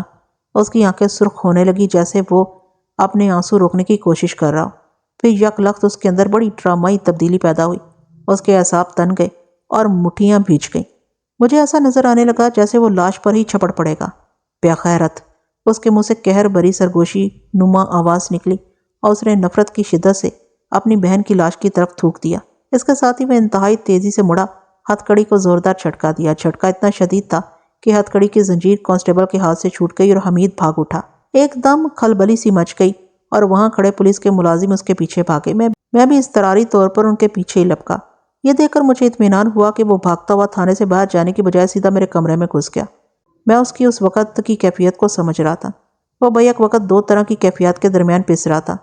ایک طرف ماں جائی بہن کے پیار کی ٹھنڈک تھی تو دوسری طرف اسی بہن سے نفرت کا لو دیکھ رہا تھا۔ میں کمرے میں داخل ہوا تو عملے کے لوگ اس طرح گھیرا ڈالے اس کے گرد کھڑے تھے جیسے اس کے اڑ جانے کا اندیشہ ہو۔ 2 کانسٹیبل جس کے ہاتھ میں ہتھ کڑی کا سرا تھا اپنی خپت مٹانے کے لیے حمید کے بال پکڑ کر جھٹکے دے رہا تھا۔ میں نے اسے ڈانٹ کر الگ کیا اور سب کو باہر نکل جانے کو کہا۔ وہ سب باہر نکل گئے۔ جب سارے باہر چلے گئے تو میں نے حمید کی طرف دیکھا۔ اس کی نفسیاتی حالت جیسے ایک معصوم بچے نے غصے کے عالم میں اپنا من پسند کھلونا توڑ دیا ہو اور اب پچھتا رہا ہو۔ میں نے اس کی اس وقت کی کیفیت کو سمجھتے اس کے سر پر پیار سے ہاتھ پھیرا اور اسے تسلی دلاسا دینے لگا۔ اس کے اندر پہلی بڑی ٹوٹ پھوٹ ہو رہی تھی مگر وہ صبر کیے ہوئے تھا۔ میرے ہمدردانہ رویے کی وجہ سے اس کے صبر و ضبط کا بندھن ٹوٹ گیا اور اس کی آنکھوں سے آنسوؤں کا سیلاب امڑ آیا۔ اس کے منہ سے سسکیاں نکلنے لگیں جو بڑھتے بڑھتے ہچکیوں میں بدل گئی۔ میں نے اسے کھل کر رونے دیا تاکہ اس کے اندر کا غبار نکل جائے۔ یہ غبار اس نے نہ جانے کب سے اپنے سینے کے اندر روک رکھا تھا۔ جب طوفان گزر گیا تو سکون ہو گیا۔ میں نے اس کے ساتھ ادھر ادھر کی باتیں شروع کر دیں اور باتوں باتوں میں اس کو اقبالی بیان دینے پر آمادہ کر لیا۔ اس نے بڑی تفصیل سے اپنا اقبالی بیان سنایا۔ اس دوران وہ بار بار جذباتی ہو جاتا تھا اور میں اسے سنبھالتا تھا۔ اس دوران میں اپنی ضرورت کے مطابق اسے سوالات بھی پوچھتا رہا۔ اس کا اتنا لمبا بیان میں ذرا اختصار سے آپ کو سنا دیتا ہوں۔ اس نے اپنے بیان کے دوران کہا تھا کہ اللہ ایسی بہن کسی کو نہ دے۔ رشید اور حمید کا باپ لوہاروں کا کام کرتا تھا اور ایک ماہر کاریگر تھا۔ اس نے بچپن میں ہی دونوں لڑکوں کو اپنے ساتھ کام میں لگا لیا تھا۔ ان کی اکلوتی بہن نور بی بی عرف نورا دونوں بھائیوں کے درمیان پیدا ہوئی تھی۔ رشید سب سے بڑا تھا، اس کے بعد نورا تھی اور حمید نورا سے 1 سال چھوٹا تھا۔ اس نے ایسا قد کاٹ نکالا تھا کہ نورا سے بڑا لگتا تھا۔ ان کی آمدنی اچھی خاصی تھی جس کی وجہ سے گھر میں خوشحالی تھی۔ نورا باپ اور دونوں بھائیوں کی لاڈلی تھی اور اس کی ہر خواہش پوری کی جاتی تھی۔ جب ان کا باپ مر گیا تو اس کے بعد بھائیوں نے نورا کو اس کی کمی محسوس نہ ہونے دی اور اس کے لاڈ اٹھاتے رہے۔ وہ اسے شہر سے کپڑے اور دوسری اشیاء لا کر دیتے تھے۔ اس لاڈ پیار کے ماحول میں نورا جوان ہوئی تھی۔ وہ کچھ خود سر اور آزاد خیال ہو گئی تھی۔ یہی وجہ تھی کہ وہ اپنی ہر بات منوانے کی عادی ہو گئی تھی۔ پتہ نہیں کس طرح ہم اس کے تعلقات حشمت سے ہو گئے اور دونوں چوری چھپے ملاقاتیں کرنے لگے۔ اگرچہ یہ چوری چھپے کی ملاقاتیں تھیں مگر دیہات میں کسی کا راز نہیں رہتا۔ اس طرح نورا اور حشمت کے قصے بھی لوگوں کے کانوں تک پہنچ گئے اور پھر دبی دبی سرگوشیاں گونجنے لگیں۔ کئی بار دونوں بھائیوں نے نورا کو مارا پیٹا تھا مگر وہ ڈھیٹ ہو چکی تھی۔ رشید اور حمید کو پتہ لگا تھا کہ وہ اکثر راتوں کو جب سب سوئے ہوئے ہوتے ہیں اٹھ کر باہر نکل جاتی ہے جہاں ایک خاص جگہ پر حشمت اس کا انتظار کر رہا ہوتا ہے۔ بھائیوں نے اس کا گھر سے نکلنا بند کر دیا اور اس پر سختی کر دی تاکہ وہ رات کو باہر نہ نکل سکے۔ بقوے والی رات اچانک حمید کی آنکھ کھلی تو اس نے دیکھا بہن اپنی چارپائی پر موجود نہیں تھی۔ اس نے فوراً اٹھ کر باہر والا دروازہ دیکھا، کنڈی کھلی ہوئی تھی اور نورا گھر میں کہیں بھی نہیں تھی۔ حمید کا خون کھولنے لگا اور اس نے فوراً بڑے بھائی کو جگا کر صورتحال بتائی۔ وہ بھی غصے میں آ گیا۔ دونوں نے فیصلہ کیا کہ آج اس قصے کو ہمیشہ کے لیے ختم کر دیں گے۔ وہ دونوں غیرت کے جوش میں نورہ اور حشمت کے قتل کا ارادہ کر کے نکلے تھے۔ رشید نے کلہاڑی اٹھا لی اور حمید نے ایک نوکدار سلاخ لے لی۔ وہ کھیتوں سے ہو کر آگے نکلے تو پھلوں کے باغ کے نزدیک پہنچ گئے۔ چاندنی رات میں درختوں کے بیچ نورہ اور حشمت صاف نظر آ رہے تھے۔ غالباً انہوں نے بھی حمید اور رشید کو آتے دیکھ لیا تھا۔ دونوں بھائیوں کو آتے دیکھ کر حشمت خوفزدہ ہو کر بھاگ نکلا۔ رشید نے حشمت کو بھاگتے دیکھا تو کلہاڑی لے کر اس کے پیچھے بھاگا۔ حشمت خاصا دور نکل گیا تھا۔ امید نہیں تھی کہ رشید اس کو پکڑ لے گا۔ ادھر حمید شکار ہاتھ سے جاتا دیکھ کر تل ملا کر بہن کی طرف بڑھا۔ اس نے آؤ دیکھا نہ تاؤ سلاخ پھینک کر دونوں ہاتھوں سے اس کی گردن دبوچ لی اور پوری قوت سے دبانے لگا۔ نورہ نے بہت ہاتھ پیر مارے اور اپنی گردن چھڑانے کی کوشش کی، لیکن حمید کے سر پر خون سوار تھا اور وہ پاگل ہو چکا تھا۔ اس نے گردن نہ چھوڑی۔ نورہ نے اس کی گردن پر ناخن گاڑ کر اس کی کھال ادھیڑ دی اور اس کے بال کھینچے، مگر حمید نے گرفت ڈھیلی نہ کی۔ پھر نورہ کی مزاحمت دم توڑنے لگی اور آخر اس نے حمید کے ہاتھوں میں دم توڑ دیا۔ اتنی دیر میں رشید واپس آ گیا۔ وہ حشمت کو پکڑنے میں ناکام رہا تھا۔ اس نے نورہ کی لاش دیکھی تو پریشان ہو گیا، مگر جو ہونا تھا وہ ہو چکا تھا۔ دونوں نے صلاح مشورے کے بعد باغ کے قریب واقع نشیب میں ایک گہرا گڑھا کھود کر لاش اس میں دبا دی اور اوپر مٹی ڈال کر اچھی طرح برابر کر دی۔ اس کے بعد وہ گھر آ گئے اور سر جوڑ کر بیٹھ گئے۔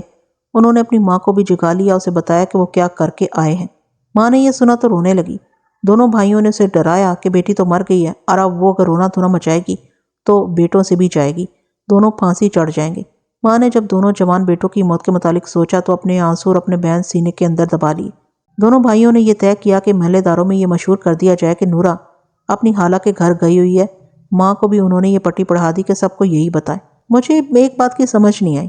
میں نے حمید سے پوچھا، اپنی بہن کو تم لوگوں نے مار کر دفن کر دیا تھا اور لوگوں میں یہ مشہور کر دیا کہ وہ کپور تھلہ اپنی خالہ کے ہاں گئی ہے، اس کے بعد یہ کیوں مشہور کیا کہ نورہ وہاں بیمار ہو گئی ہے اور رشید اس کی خبر لینے گیا؟ اس کے جواب میں اس نے مجھے جو کچھ بتایا اس سے مجھے احساس ہوا کہ وہ جرم تو کر بیٹھے تھے، اب مختلف طریقوں سے اس پر پردے ڈالنے کی کوشش کر رہے تھے۔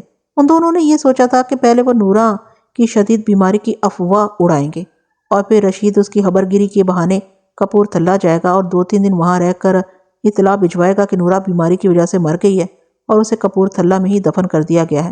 حمید نے یہ بھی بتایا کہ جب ہندو ASI انہیں تھانے لے جانے آیا تھا تو اس وقت رشید بھی حمید کے ساتھ ہی تھا۔ انہوں نے ASI شنکر کو رشوت دے کر اس بات پر راضی کر لیا کہ وہ تھانے جا کر یہ کہہ دے کہ رشید کپور تھلہ کیا ہوا ہے۔ میں نے اس کا بیان لکھ کر اس کے دستخط کروا لی۔ اس کے بعد میں نے مزید ثبوت کے لیے نورہ کی مٹھی سے ملنے والے بالوں اور ناخنوں سے ملنے والے گوشت کے ریزوں کا تجزیہ کرانا تھا، اور یہ بال اور ناخنوں میں پھنسا ہوا گوشت حمید کے ہی۔ ان کاموں سے فارغ ہونے کے بعد میں نے ایک پولیس پارٹی تشکیل دی اور ASI کی قیادت میں کپور تھلہ رشید کو گرفتار کرنے کے لیے بھیج دیا۔ میں نے حمید سے وہاں کا ایڈریس لے لیا تھا۔ اگلے روز رشید کو بھی گرفتار کر کے تھانے میں لایا گیا۔ میں نے اس کا بیان بھی لے لیا۔ پہلے تو وہ ٹال مٹول کرتا رہا، مگر جب میں نے اسے حمید کا بیان دکھایا اور یہ بتایا کہ نورہ کے قتل کا پول کھل چکا ہے تو وہ بیان دینے پر آمادہ ہو گیا۔ اس نے بھی حمید کے بیان کی تصدیق کر دی۔ میں نے اپنے ASI کو ٹریننگ دینے کے لیے یہ مقدمہ اسے تیار کروایا اور ساری کارروائیاں اس کے سپرد کر دی۔ ہم نے یہ مقدمہ تیار کر کے عدالت میں سماعت کے لیے پیش کر دیا۔ میں نے مقتول عباس کے قتل کی تفتیش شروع کی تھی اور بیچ میں نورہ کے قتل کا کیس کود پڑا تھا۔ میں لا علمی اور ندستگی میں اس قتل کا سراغ لگا بیٹھا تھا۔ اب ایک بار پھر میں وہیں کھڑا تھا جہاں سے چلا تھا۔ عباس کے قتل کی تفتیش میرے لیے ایک چیلنج بن گیا تھا۔ میں نے اپنے آپ کو ایک دشوار اور پیچیدہ تفتیش کے لیے ذہنی طور پر تیار کر لیا۔ میں نے یہ چیلنج قبول کر لیا تھا۔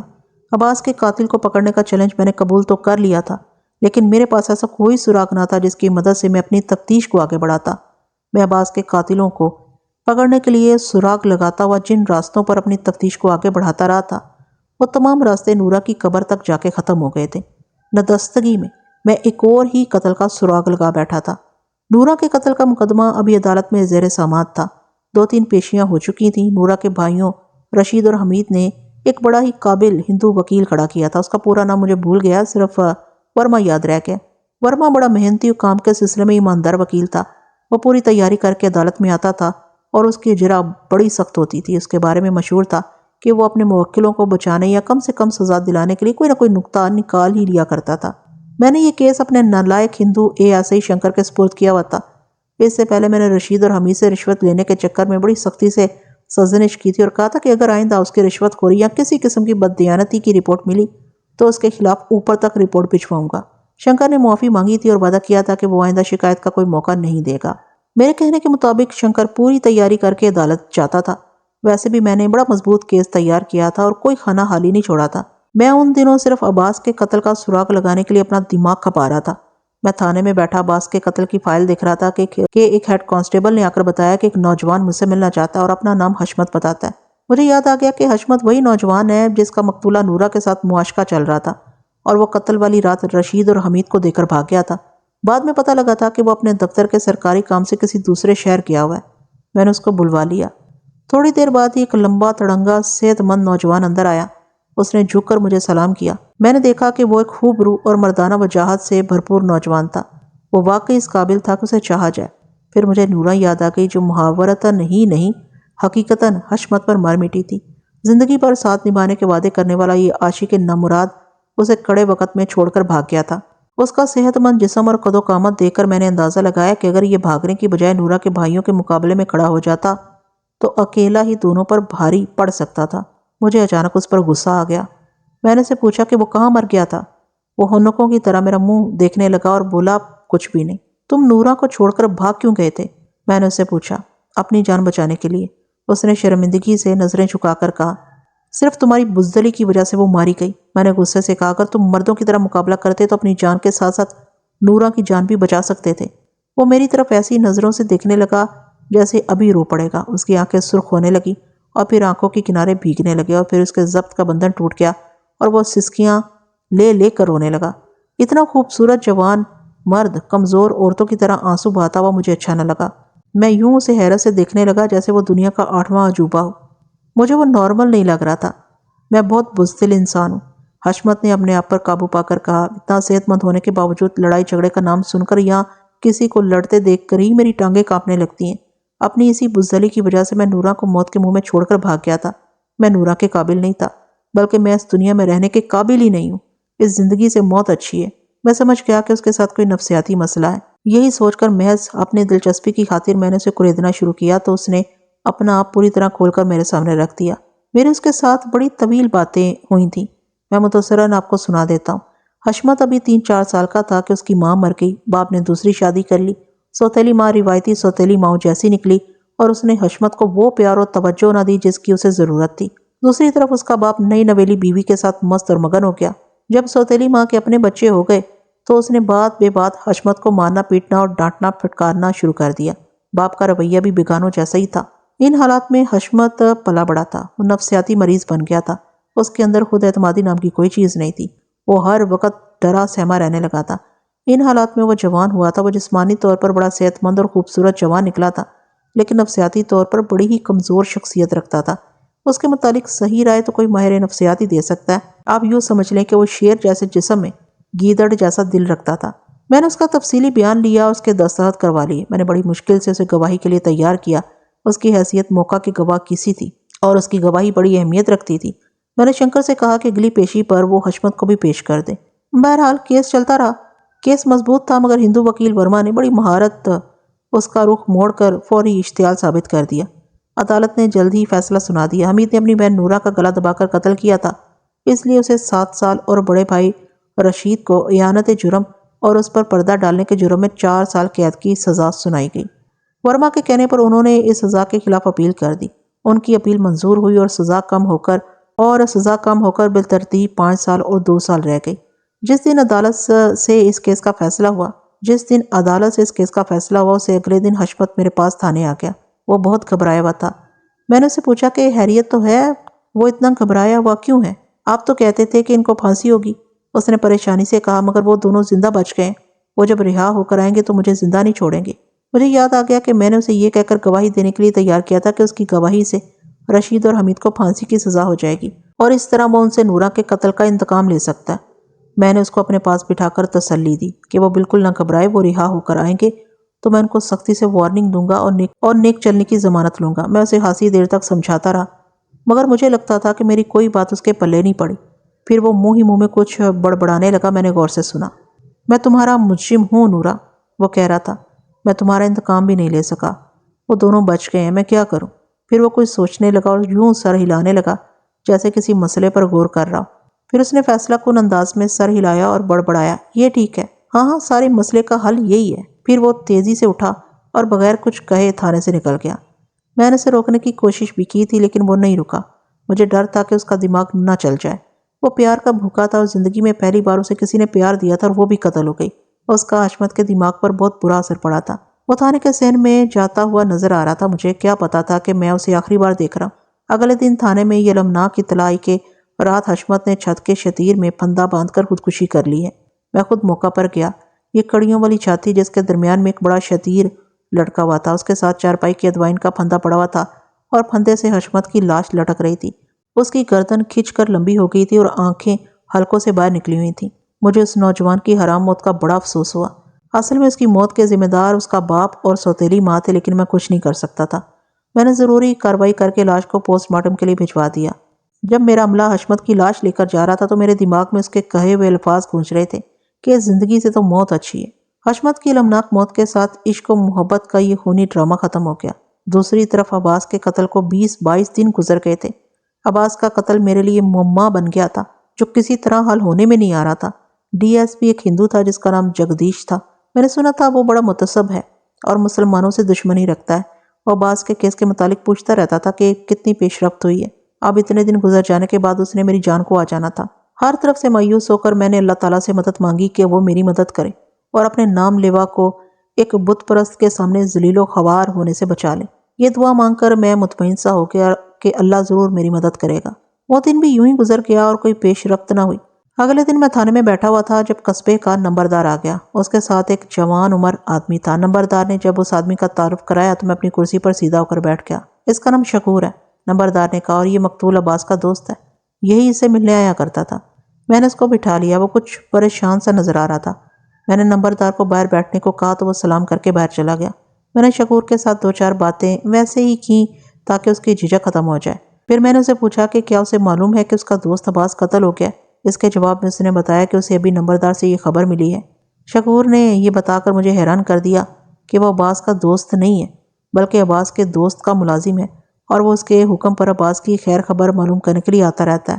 تم کس کے ملازم ہو؟ میں نے شکور سے پوچھا۔ میں دراف صاحب کا ملازم ہوں، شکور نے بتایا۔ ان کی شہر میں بہت بڑی حویلی ہے۔ میں نے شکور سے عباس اور دراب کے متعلق بہت سے سوال پوچھے۔ اس نے جو کچھ بتایا اس کا لب لباب یہ تھا کہ دراب خاندانی امیر تھا اور ماں باپ کے مرنے کے بعد ان کی تمام جائیداد کا اکیلا وارث تھا۔ عباس درمیانے سے خاندان کا تھا اور دراب سے اس کی دوستی اتنی پکی تھی کہ وہ ایک دوسرے پر جان دیتے تھے۔ کچھ عرصہ پہلے شہر میں عباس کا لڑائی جھگڑا ہو گیا تھا جس میں عباس کے ہاتھوں مخالفوں کا ایک آدمی شدید زخمی ہو گیا تھا۔ وہ لوگ تھانے نہیں گئے تھے اور انہوں نے کہا تھا کہ وہ عباس کو زندہ نہیں چھوڑیں گے۔ دراب نے عباس کو مشورہ دیا کہ وہ کچھ عرصے کے لیے کسی جگہ روپوش ہو جائے۔ جب معاملہ ٹھنڈا ہو جائے گا تو وہ اسے اطلاع کر دے گا۔ اس مشورے کے بعد عباس اس گاؤں میں آ کر رہنے لگا تھا۔ میرے سوال کے جواب میں کہ اس لڑائی جھگڑے یا دشمنی کی وجہ کیا تھی، شکور نے بتایا کہ اسے پوری بات کا علم نہیں ہے لیکن اتنا ضرور پتا ہے کہ جھگڑے کا باعث کوئی کامنی نامی لڑکی ہے۔ اس نے بتایا کہ کامنی عباس کے پیچھے گھر سے نکل آنے کو تیار تھی اور اس نے دراب سے رابطہ رکھا ہوا تھا۔ دراب عباس کو شکور کے ذریعے پیغام بھجواتا رہتا تھا، کبھی زبانی کبھی تحریری۔ زبانی پیغام کیا ہوتے تھے؟ میں نے پوچھا۔ ابھی خطرہ ہے، شکور نے کہا، دشمن تمہاری تلاش میں ہے، کامنی پر سختی کر دی گئی ہے، اور آخری پیغام یہ تھا کہ پنچھی اڑنے کو تیار ہے، وہ بھی تیار رہے۔ میں نے شکور کی باتوں پر غور کیا تو اس سے یہ نتیجہ نکالا کہ کامنی گھر سے بھاگ کر عباس کے پاس پہنچ گئی تھی، مگر اس کے دشمنوں کو اس کا علم ہو گیا اور انہوں نے تعقب کر کے موقع پر عباس کو قتل کر ڈالا اور کامنی کو اٹھا کر لے گئے۔ پنچھی اڑنے کو تیار ہے، اس کا مطلب یہی نکلتا تھا کہ کامنی گھر سے نکلنے کے لیے تیار ہے۔ یہ اندازہ میں نے اس وجہ سے لگایا تھا کہ جہاں عباس قتل ہوا تھا وہاں عورت کی موجودگی ثابت ہوتی تھی اور زنانہ جوتی کے کھرے بھی پائے گئے تھے۔ میں نے شکور سے پوچھا کہ کیا اسے معلوم ہے کامنی عباس تک پہنچ گئی تھی؟ کامنی عباس کے پاس پہنچ گئی تھی، شکور نے کہا۔ اسے میں نے دراب صاحب کے کہنے پر خود عباس تک پہنچایا تھا۔ تم نے کامنی کو کس جگہ پہنچایا تھا؟ میں نے پوچھا۔ اور یہ کس تاریخ کی بات ہے؟ شکور نے ذرا سا ذہن پر زور دیا اور انگلیوں پر دن گننے لگا۔ پھر اس نے وہ تاریخ بتائی جس دن اس نے کامنی کو عباس تک پہنچایا تھا۔ پھر اس نے گاؤں سے باہر وہی جگہ بتائی جہاں عباس قتل ہوا تھا۔ اس نے بتایا کہ یہ جگہ اس نے اور عباس نے پہلے سے مقرر کر لی تھی۔ یہاں سے عباس نے کامنی کو لے کر کسی اور شہر نکل جانا تھا۔ میں نے شکور کی بتائی ہوئی تاریخ پر غور کیا تو یہ وہی تاریخ بنتی تھی جب عباس قتل ہوا تھا۔ اس طرح میں واقعات کی کڑیاں ملاتا گیا۔ میں نے شکور سے اور بھی بہت سی باتیں پوچھی۔ وہ میرے سوالوں کے جواب دیتا رہا۔ بعض جگہ پر مجھے شک ہوا کہ وہ کچھ چھپا رہا ہے، مگر میں نے اسے زیادہ قریدنا مناسب نہ سمجھا۔ میں نے اسی وقت اسے ساتھ لے کر دراب سے ملنے کا فیصلہ کر لیا۔ میں نے ایک کانسٹیبل کو ساتھ لے لیا اور شکور کو ساتھ لے کر شہر کی طرف چل پڑا۔ ان دنوں تھانوں کی اپنی ٹرانسپورٹ نہیں ہوتی تھی، اگر تھی تو سائیکلوں کی صورت میں۔ میں نے ایک تانگے کا بندوبست کر لیا تھا۔ ہم بسوں کے اڈے تک پہنچے اور وہاں سے شہر جانے والی بس پر سوار ہو گئے۔ دراب کے ملازم شکور کی رہنمائی میں ہم شہر کے ایک صاف ستھرے علاقے میں پہنچ گئے۔ یہاں زیادہ تر امیر لوگ رہتے تھے۔ آخر شکور ایک عالی شان حویلی کے سامنے جا کر رک گیا اور بتایا کہ یہ دراب صاحب کی حویلی ہے۔ اس نے ہمیں انتظار کرنے کو کہا اور خود اندر اطلاع کرنے چلا گیا۔ اس نے واپسی میں زیادہ دیر نہیں لگائی اور ہمیں حویلی کے اندر لے گیا۔ اس نے ہمیں ڈرائنگ روم میں بٹھا دیا اور مشروب سے ہماری تواضع کی۔ اس دوران میں وہاں سجی ہوئی قیمتی آرائشی چیزوں کا جائزہ لیتا رہا۔ تھوڑی دیر بعد ڈرائنگ روم کے اندرونی دروازے کا پردہ ہلا اور ایک خوش پوش پختہ عمر آدمی اندر داخل ہوا۔ اس نے بڑے اتفاق سے ہاتھ ملایا اور میرے قریب ہی بیٹھ گیا۔ یہ دراب تھا۔ ابھی شکور نے عباس کے متعلق بتایا۔ دراب نے گفتگو میں پہل کرتے ہوئے کہا، مجھے یقین نہیں آیا کہ یہ سچ ہے کہ عباس قتل ہو چکا ہے۔ ہاں یہ سچ ہے، میں نے کہا۔ مجھے افسوس ہے کہ میں آپ کو آپ کے دوست کی قتل کی خبر دے رہا ہوں۔ میں اسی کی تفتیش کے سلسلے میں یہاں آیا ہوں۔ اس کے اتنے اچھے چہرے کے تاثرات میری بات سن کر بگڑ گئے اور وہ اضطراری حالت میں اٹھ کر ٹہلنے لگا۔ وہ کبھی اپنی مٹھیاں بیچتا اور کبھی ایک ہاتھ کا مکہ دوسرے ہاتھ پر مارتا۔ ساتھ ساتھ وہ کچھ بڑبڑا بھی رہا تھا۔ میں نے اپنی سماعت کی پوری قوت اس کی بڑبڑاہٹ سننے پر مرکوز کر دی۔ وہ اسے پوری بات تو نہ سنی گئی مگر ایک لفظ صاف سمجھ میں آ گیا۔ یہ لفظ تھا جیکب۔ یہ عیسائیوں والا نام تھا اور یہ نام سنتے ہی میرے ذہن میں موقع واردات پر ملنے والی سلیب آ گئی۔ میں سمجھ گیا کہ میرے اصل ملزم کا نام جیکب ہے اور اطمینان بخش بات یہ تھی کہ دراب جیکب کو جانتا تھا۔ یہ جیکب کون ہے؟ میں نے دراب سے پوچھا۔ دراب نے چونک کر میری طرف دیکھا اور ٹہلتے ٹہلتے رک گیا۔ مجھے شک نہیں بلکہ یقین ہے، دراب نے کہا۔ عباس کو جیکب نے قتل کیا ہے۔ جیکب کون ہے؟ میں نے دراب سے پوچھا۔ اور اس نے عباس کو کیوں قتل کیا ہے؟ میں آپ کو تفصیل سے بتاتا ہوں، دراب نے کہا۔ اس طرح آپ سارا معاملہ سمجھ جائیں گے۔ اس کے بعد دراب نے مجھے بڑی لمبی بات سنائی۔ درمیان میں اس سے اپنی ضرورت کے مطابق سوال بھی پوچھتا گیا۔ اس طرح جو بات سامنے آئی وہ میں آپ کو اپنے الفاظ میں سنا دیتا ہوں۔ دراب کے آباء و اجداد نوابوں کے خاندان سے تعلق رکھتے تھے۔ پھر نوابی تو ختم ہو گئی مگر اس خاندان کے لوگوں کے دماغ سے نوابوں والی عادتیں نہ گئیں۔ انہوں نے اپنے طور طریقے نوابی ہی رکھے۔ دراب نے بھی اسی ماحول میں آنکھ کھولی تھی اور پلا بڑا تھا، اس لیے اس میں بھی نوابوں والی عادات پائی جاتی تھیں۔ ان عادتوں میں گانا سننے کا شوق بھی تھا۔ وہ اکثر گانا سننے طوائفوں کے ہاں جایا کرتا تھا۔ عباس سے اس کی دوستی اسکول کے زمانے سے تھی۔ یہ دوستی اس عمر میں آنے تک قائم رہی تھی۔ عباس درمیانے طبقے سے تعلق رکھتا تھا، بڑا لائق اور ذہین طالب علم تھا، جبکہ دراب پڑھنے سیکھنے میں بس ذرا واجبی سا تھا اور اکثر عباس سے مدد لیا کرتا تھا۔ یہی وجہ ان دونوں کے درمیان دوستی کا باعث بن گئی تھی۔ دراب عباس کی مالی مدد بھی کرتا رہتا تھا اور ہر مشکل وقت میں اس کا ساتھ دیتا تھا۔ اس کے جواب میں عباس بھی ہر وقت دراب پر جان چھڑکنے کے لیے تیار رہتا تھا۔ دراب اکثر گانا سننے طوائفوں کے ہاں جایا کرتا تھا۔ اس کا یہ شوق صرف گانا سننے کی حد تک ہی تھا۔ وہ بدکاری کا قائل نہیں تھا، نہ ہی اس کی نفیس طبیعت اس بات کی اجازت دیتی تھی۔ وہ عباس کو بھی اپنے ساتھ لے جاتا تھا۔ وہ ایک دو غزلیں یا گانے سن کر آ جاتے تھے۔ وہاں کی تقریباً تمام گانے والیاں دراب کو جانتی تھیں اور اس کی بڑی آؤ بھگت کرتی تھی۔ انہی دنوں پتہ لگا کہ بازار میں ایک نئی گانے والی امبالے سے آئی ہے اور آتے ہی دھوم مچا دی ہے۔ اس کے متعلق سنا گیا کہ جتنی وہ خوبصورت ہے اسے کہیں زیادہ اس کی آواز رسیلی ہے۔ یہ مغنیہ کامنی بائی امبالے والی کے نام سے مشہور تھی۔ اس سے پہلے اس کی ماں نے اپنی جوانی میں بڑا انعام کمایا تھا۔ یہاں میں یہ وضاحت کر دوں کہ اس قسم کی طوائفیں صرف گانے بجانے کا کام کرتی ہیں، جسم فروشی کا دھندا نہیں تھا۔ اس کے باوجود چند عیاش قسم کے لوگ ان گانے والیوں پر عاشق ہو جاتے تھے۔ ان عاشقوں کو یہ گانے والیاں خوب الو بناتی اور پیسے بٹورتی ہیں۔ طوائفوں اور ناچنے گانے والیوں کی اپنی ایک الگ دنیا ہوتی ہے۔ ان کے طور طریقے دنیا سے نرالے، ان کی چاہت، ان کی دوستی دشمنی کا تصور بھی کچھ اور ہوتا ہے۔ یہ اپنے جسم اور ناز و انداز کا کاروبار کرتی ہیں۔ ان کو سچی محبت صرف پیسے سے ہوتی ہے۔ پولیس والے اس دنیا کے بازیوں کو اچھی طرح جانتے ہیں۔ دراب کامنی کی شہرت سن کر عباس کو ساتھ لے کر کامنی کے کوٹھے پر گانا سننے چلا گیا۔ انہوں نے کامنی سے ایک گیت اور دو غزلیں سنی۔ جتنی انہوں نے کامنی کی تعریف سنی تھی اس سے بڑھ کر پایا۔ اس کی آواز میں ایسا لوچ اور گداز تھا کہ سننے والا مسحور ہو جاتا۔ دراب اور عباس کامنی کے کوٹھے سے نکلے تو دراب نے محسوس کیا کہ عباس کچھ کھویا کھویا سا ہے۔ دراب کی ہر بات کا جواب وہ بس ہوں ہاں میں دیتا تھا۔ اس دن کے بعد سے عباس کی خواہش یہی ہوتی تھی کہ گانا سننے کامنی کے کوٹھے پر ہی جایا جائے۔ دراب نے محسوس کیا کہ عباس کامنی میں ضرورت سے زیادہ دلچسپی لینے لگا ہے۔ وہ اپنے گرد و پیش کو بھول کر کامنی میں کھو جاتا۔ دراب نے عباس کو سمجھایا کہ وہ یہاں عشق و محبت کا کھیل شروع نہ کرتے، یہ لوگ ایسے جذبات کو نہیں مانتے۔ مگر عباس نے یہ کہہ کر اسے حیران کر دیا کہ یہ اس کے دل کا معاملہ ہے اور اس کا دل اس کے بس میں نہیں۔ اگر وہ اس کی کوئی مدد کر سکتا ہے تو ٹھیک ہے، ورنہ اسے اس کے حال پر چھوڑ دے۔ عباس کوئی ایسا گیا گزرا آدمی نہیں تھا، وہ جوان اور وجیح تھا، کسی لڑکی کے لیے اسے نظر انداز کرنا مشکل تھا۔ ایک دن موقع پا کر اس نے کامنی سے اظہار عشق کر دیا۔ کامنی نے بتایا کہ وہ پہلے ہی اس کی نظروں اور حرکتوں سے سمجھ چکی تھی، لیکن اس کا خیال تھا کہ عباس محض اس کے جسم کا طلبگار ہے۔ عباس نے اسے بڑی مشکل سے یقین دلایا کہ وہ اسے دل و جان سے چاہنے لگا ہے اور اس کی چاہت میں کچھ بھی کر سکتا ہے۔ کامنی کو یہ جوان پسند آیا تھا اور بعد میں اس نے عباس کو بتایا کہ وہ دل ہی دل میں اسے پسند کرتی تھی، لیکن وہ جس دنیا میں رہتی ہے وہاں ایسی باتوں کی کوئی گنجائش نہیں ہوتی۔ بہرحال آگ دونوں طرف برابر لگی ہوئی تھی۔ عباس کامنی سے ملنے کے لیے روزانہ اس کے پاس پہنچ جاتا اور موقع پا کر دل کی بات کر لیتا۔ دوسری طرف کامنی نے یہ دلیری دکھائی کہ کسی نہ کسی بہانے نکل آتی اور عباس سے ملتی۔ جسم بیچنے والیوں اور ناچنے گانے والیوں کے ہاں ہر قسم کے لوگ آتے ہیں، انہیں صرف پیسے سے غرض ہوتی ہے۔ ایک دن جب عباس دراب کے ساتھ کامنی کا گانا سننے گیا تو وہاں چند اور نوجوان بھی آ گئے۔ وہ شکلوں ہی سے لفنگے نظر آ رہے تھے اور ان کا انداز لفوں جیسا تھا۔ وہ کامنی کی طرف ایسی نظروں سے دیکھ رہے تھے جیسے نظروں سے ہی کھا جائیں گے۔ اس کے ساتھ ہی وہ فحش قسم کے اشارے کر رہے تھے۔ ان کی حرکتیں دیکھ کر عباس کا خون کھولنے لگا۔ ممکن تھا کہ وہ ان سے الجھ جاتا۔ دراب نے بڑی مشکل سے اسے روکا۔ پھر آئے دن یہی کچھ ہونے لگا۔ یہ تین نوجوان تھے، جن میں سے ایک ان کا لیڈر لگتا تھا۔ اسے وہ جیکب کے نام سے مخاطب کرتے تھے۔ جیکب کے چہرے پر بائیں گال پر زخم کا نشان تھا جو کسی لڑائی بڑھائی کی یادگار ہوگا۔ وہ شکل سے ہی خطرناک لگتا تھا۔ کامنی کو تنگ کرنے میں وہ پیش ہوتا۔ ایک دن جیکب نے حادی کر دی۔ گانے سے فارغ ہونے کے بعد جب کامنی اٹھ کر جانے لگی تو جیکب نے آگے بڑھ کر اس کا بازو پکڑ لیا اور اپنی طرف گھسیٹنے لگا۔ کامنی نے بازو چھڑانے کی کوشش کی لیکن کامیاب نہ ہو سکی۔ عباس سے برداشت نہ ہو سکا، وہ تل ملا کر اٹھا اور جیکب کا گریبان پکڑ کر زوردار جھٹکا دیا۔ جیکب نے کامنی کا بازو چھوڑ دیا اور عباس سے لپٹ گیا۔ دونوں میں ہاتھا پائی ہونے لگی۔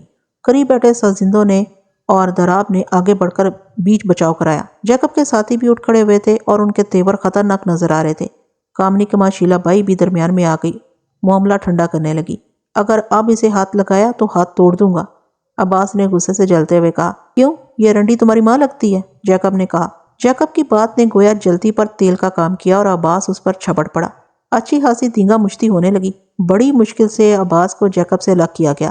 میری بیٹی رنڈی نہیں ہے، شیلا بائی نے جیکب سے کہا۔ تم نے اس میں کون سی بات رنڈیوں والی دیکھی ہے؟ یہ صرف گاتی ہے، جسم نہیں بیچتی۔ دراب اور عباس نے شیلا بائی سے کہا کہ وہ جیکب اور اس کے دوستوں کو یہاں آنے سے منع کر دے تاکہ آئندہ ایسا واقعہ نہ ہو۔ شیلا بائی پکی کاروباری ذہنیت رکھتی تھی۔ اس نے کہا کہ وہ کسی بھی گاہک کو ناراض کر کے اپنا کاروبار خراب نہیں کر سکتی۔ یہ عباس اور جیکب کی دشمنی کا نقطہ آغاز تھا۔ اس دن جیکب عباس کو دھمکیاں دیتا ہوا چلا گیا کہ وہ اس سے نپٹ لے گا۔ صاف نظر آ رہا تھا کہ وہ کھوکھلا آدمی نہیں اور نہ ہی کھوکھلی دھمکیاں دے رہا ہے۔ دراب نے عباس کو خبردار کر دیا کہ وہ جیکب سے بچ کر رہے اور کہیں آتے جاتے محتاط رہے۔ یہاں سے میں نے دراب کو روک کر اسے پوچھا، کیا وہ بتا سکتا ہے کہ اس نے جیکب کے گلے میں سلیب دیکھی ہے؟ اس کے جواب میں دراب نے بتایا کہ جیکب گلے میں ہر وقت ایک لکڑی کی سلیب پہنے رکھتا تھا اور اسے قمیض کے اندر رکھنے کی بجائے باہر رکھتا تھا۔ یہی وجہ تھی کہ دراب کو یہ سلیب یاد رہ گئی تھی۔ دراب کے جواب سے ثابت ہوا کہ جائے واردات پر ملنے والی سلیب جیکب کی ہے اور وہی میرا اصل مجرم ہے۔ اب میں پھر عباس اور کامنی کے قصے کی طرف آ جاتا ہوں۔ عباس کامنی کو مجبور کرنے لگا کہ وہ گناہوں کی اس دنیا سے نکل آئے اور وہ کسی اور شہر میں جا کر شادی کر لیں گے۔ کامنی اسے ٹالتی تھی۔ اس کا کہنا تھا کہ وہ اس کی ماں سے بات کر کے دیکھے۔ اگر وہ نہ مانی تو پھر وہ عباس کے ساتھ نکل جائے گی۔ عباس کا سب سے بڑا سہارا دراب ہی تھا۔ اس نے سارا معاملہ اس کے آگے رکھا اور کہا کہ کامنی کی ماں سے وہ بات کرے۔ دراب نے عباس کو سمجھایا کہ یہ ناممکن سی بات ہے، وہ کسی قیمت پر راضی نہیں ہوگی۔ کامنی اس کے لیے سونے کے انڈے دینے والی مرغی ہے، وہ کبھی اسے دستبردار نہیں ہوگی۔ اس کے باوجود عباس کی ضد سے مجبور ہو کر دراب نے شیلا بائی سے بات کی اور اسے بتایا کہ کامنی اور عباس ایک دوسرے کو پسند کرتے ہیں اور وہ شادی کرنا چاہتے ہیں، بہتر ہے کہ ان کی شادی کر دی جائے۔ یہ سن کر شیلا بائی ہتھے سے اکھڑ گئی اور اس نے صاف انکار کر دیا۔ وہ میرے بڑھاپے کا سہارا ہے، شیلا نے دراب سے کہا۔ ایسی کماؤ بیٹی کسی قسمت والی کو نصیب ہوتی ہے۔ ہماری دنیا میں جذبات کی زبان کوئی نہیں سمجھتا، یہاں صرف سکہ رائج الوقت چلتا ہے۔ بہتر ہوگا کہ عباس سے کہو کہ وہ کامنی کا خیال دل سے نکال دے۔ وہ یہاں گاہک بن کر آ سکتا ہے، عاشق بن کر نہیں۔ دراب نے شیلا کو قائل کرنے کی بہت کوشش کی لیکن وہ نہ مانی۔ دراب نے اسے روپے پیسے کی پیشکش بھی کی لیکن شیلا نے یہ کہہ کر بات ختم کر دی کہ کامنی انمول ہیرا ہے اور وہ اسے کسی قیمت پر نہیں بیچے گی۔ دراب نے یہ سب کچھ عباس کو بتا دیا۔ عباس نے یہ باتیں کامنی کو بتائیں۔ کامنی نے بتایا کہ اس نے یہ ساری باتیں اپنے کانوں سے سنی تھی۔ پھر اس کے آنسو نکل آئے اور اس نے کہا کہ اسے اپنی ماں کی یہ بات سن کر بڑا رنج ہوا ہے۔ اس نے اسے پیسہ کمانے کی مشین سمجھا ہے اور اس کے جذبات کا خیال نہیں رکھا، بلکہ اسے اپنا بڑھاپا آرام سے گزارنے کی فکر ہے۔ اس کے بعد عباس اور کامنی بھاگ جانے کے منصوبے بنانے لگے۔